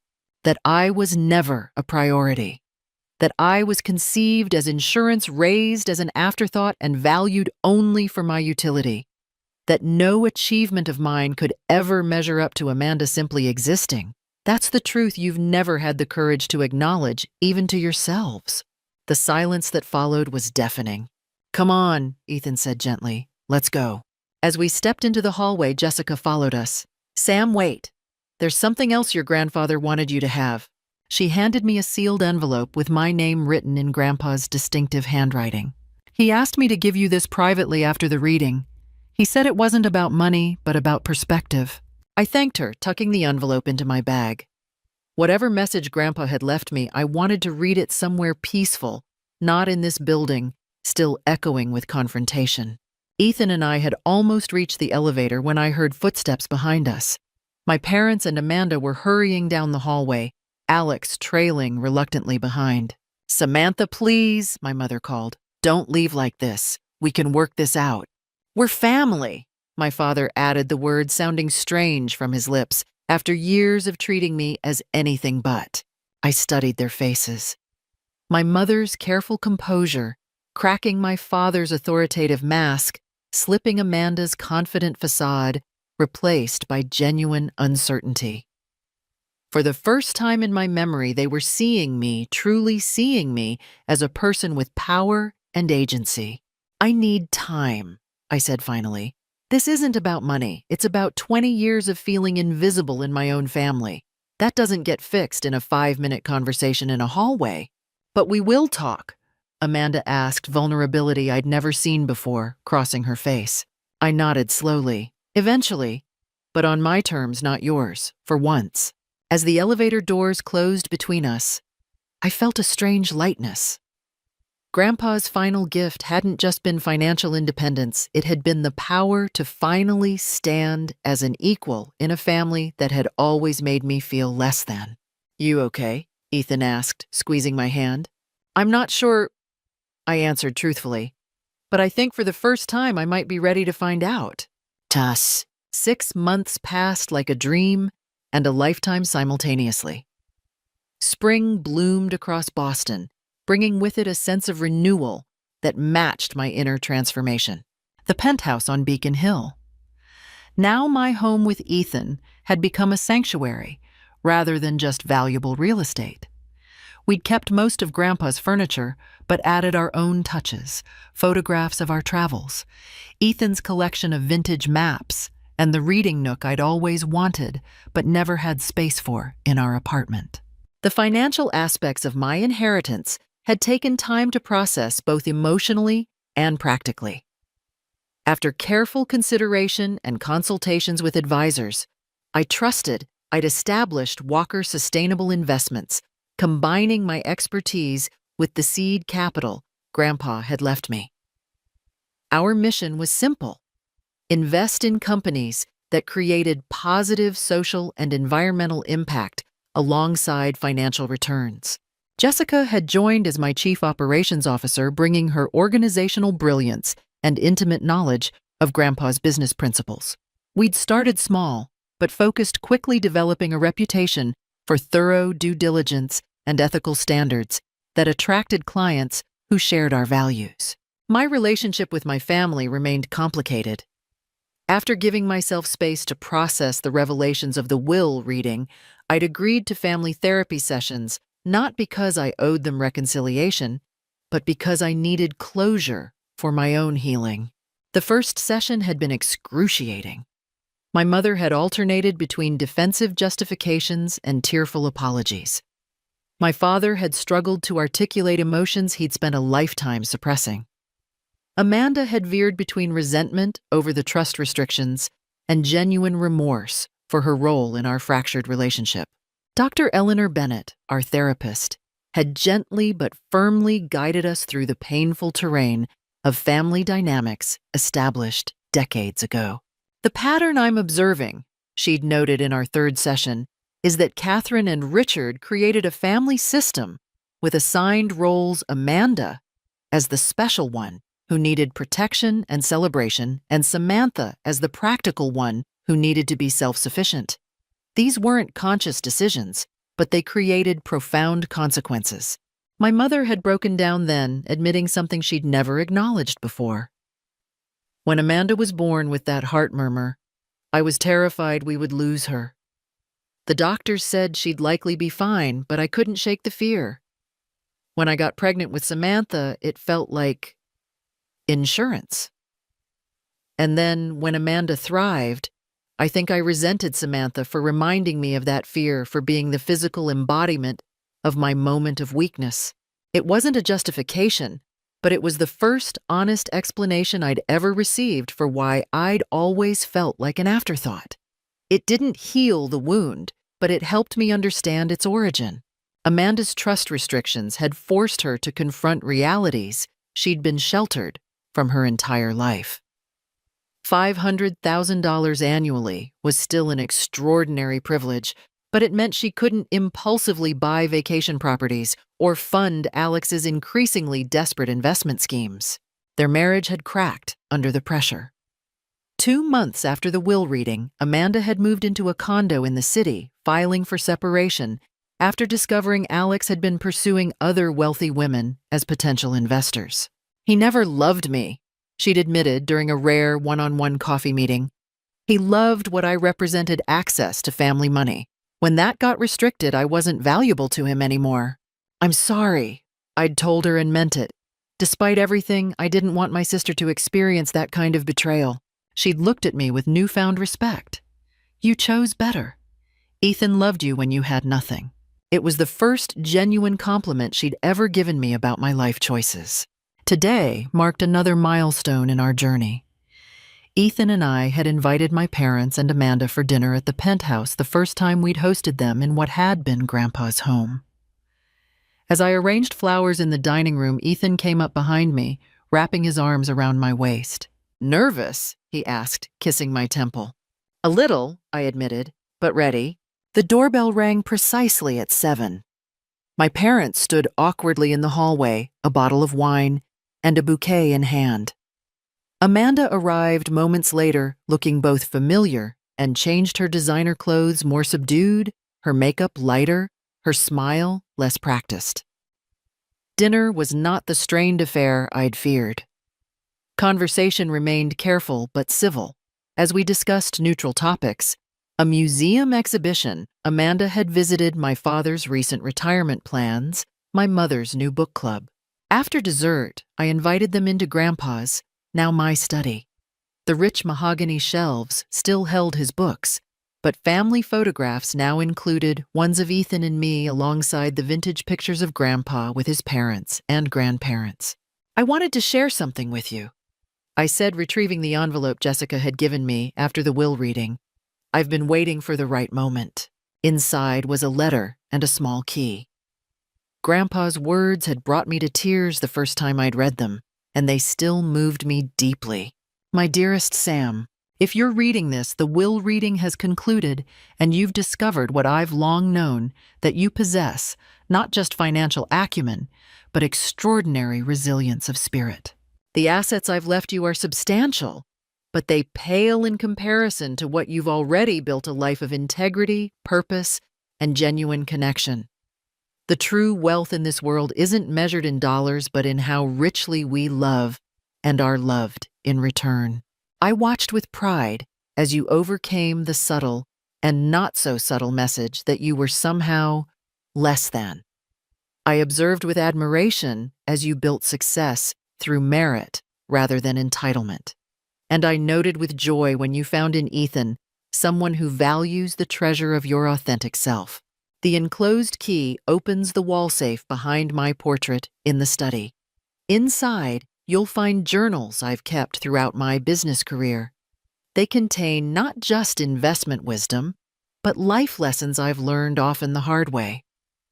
Consider them another form of inheritance, one that money cannot buy. Your parents and sister may struggle with the provisions of my will.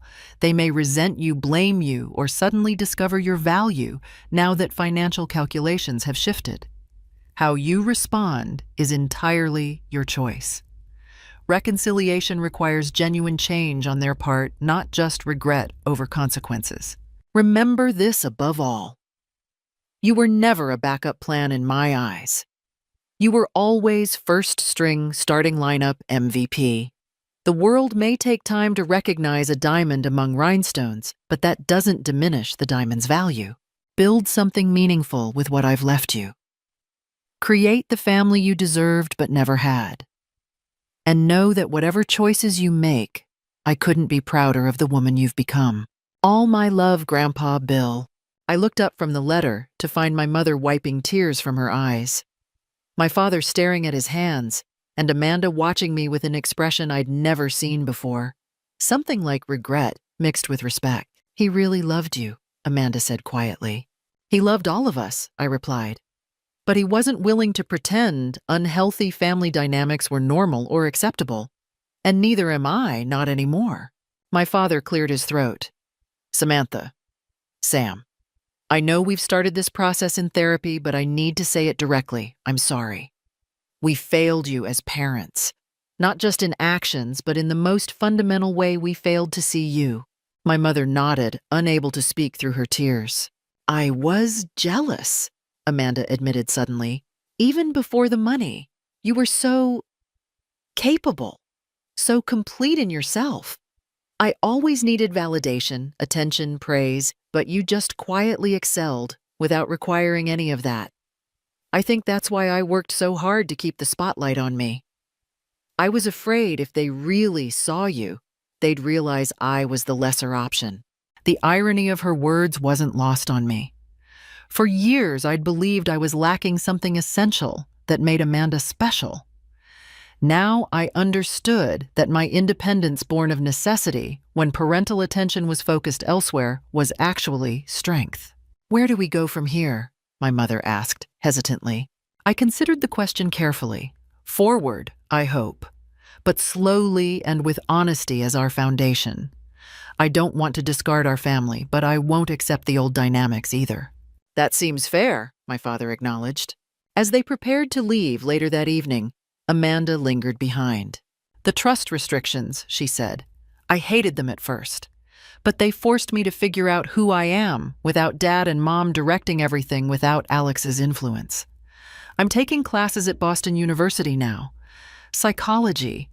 I think I might want to work with children who feel overlooked. I smiled at the symmetry how Grandpa's plan had created opportunity for both of us to become more fully ourselves. After they left, Ethan and I stood on the terrace, overlooking the twinkling lights of Boston Harbor. His arm around my waist, he asked, "How do you feel?" Peaceful, I realized with some surprise. Not because everything's resolved, but because I'm not carrying the weight of being the backup child anymore. That was their narrative, not mine. 2 weeks later, Ethan proposed on that same terrace with a vintage ring that had belonged to his grandmother, a woman who, like my grandfather, had valued substance over appearance and authenticity over pretense. As we planned our wedding, small, meaningful, focused on celebrating genuine connection rather than social performance, I thought often about the foundation we were creating for our future family. Our children will never be backups or replacements or insurance policies, I told Ethan one night as we finalized guest lists. They'll be valued for exactly who they are. That's the real inheritance your grandfather left you, Ethan observed. Not the money or property, but the template for loving people authentically. He was right. Grandpa's most valuable bequest had been showing me that true wealth wasn't measured in dollars, but in the courage to see and speak truth, the wisdom to recognize genuine value, and the capacity to love without conditions or comparisons. Being the backup child had forced me to build my own foundation of self-worth independent of parental validation. That foundation, it turned out, was unshakable, strong enough to support not just my own healing, but potentially a new chapter in our family story. As I placed Grandpa's pocket watch in a display case in our bedroom, see the value others miss, visible through the glass, I thought about how life's most painful experiences often contain the seeds of our greatest strength. The backup plan had become the primary path. The overlooked child had become impossible to ignore. And the family that had once defined me by what I wasn't was slowly learning to see me for who I truly was. Have you ever been treated as less than in your own family? How did you find your self-worth despite others' perceptions? Share your story in the comments below. If this resonated with you, please like and subscribe for more stories about finding strength through challenging family dynamics. Thank you for walking this journey with me, and remember, your value isn't determined by others' ability to recognize it.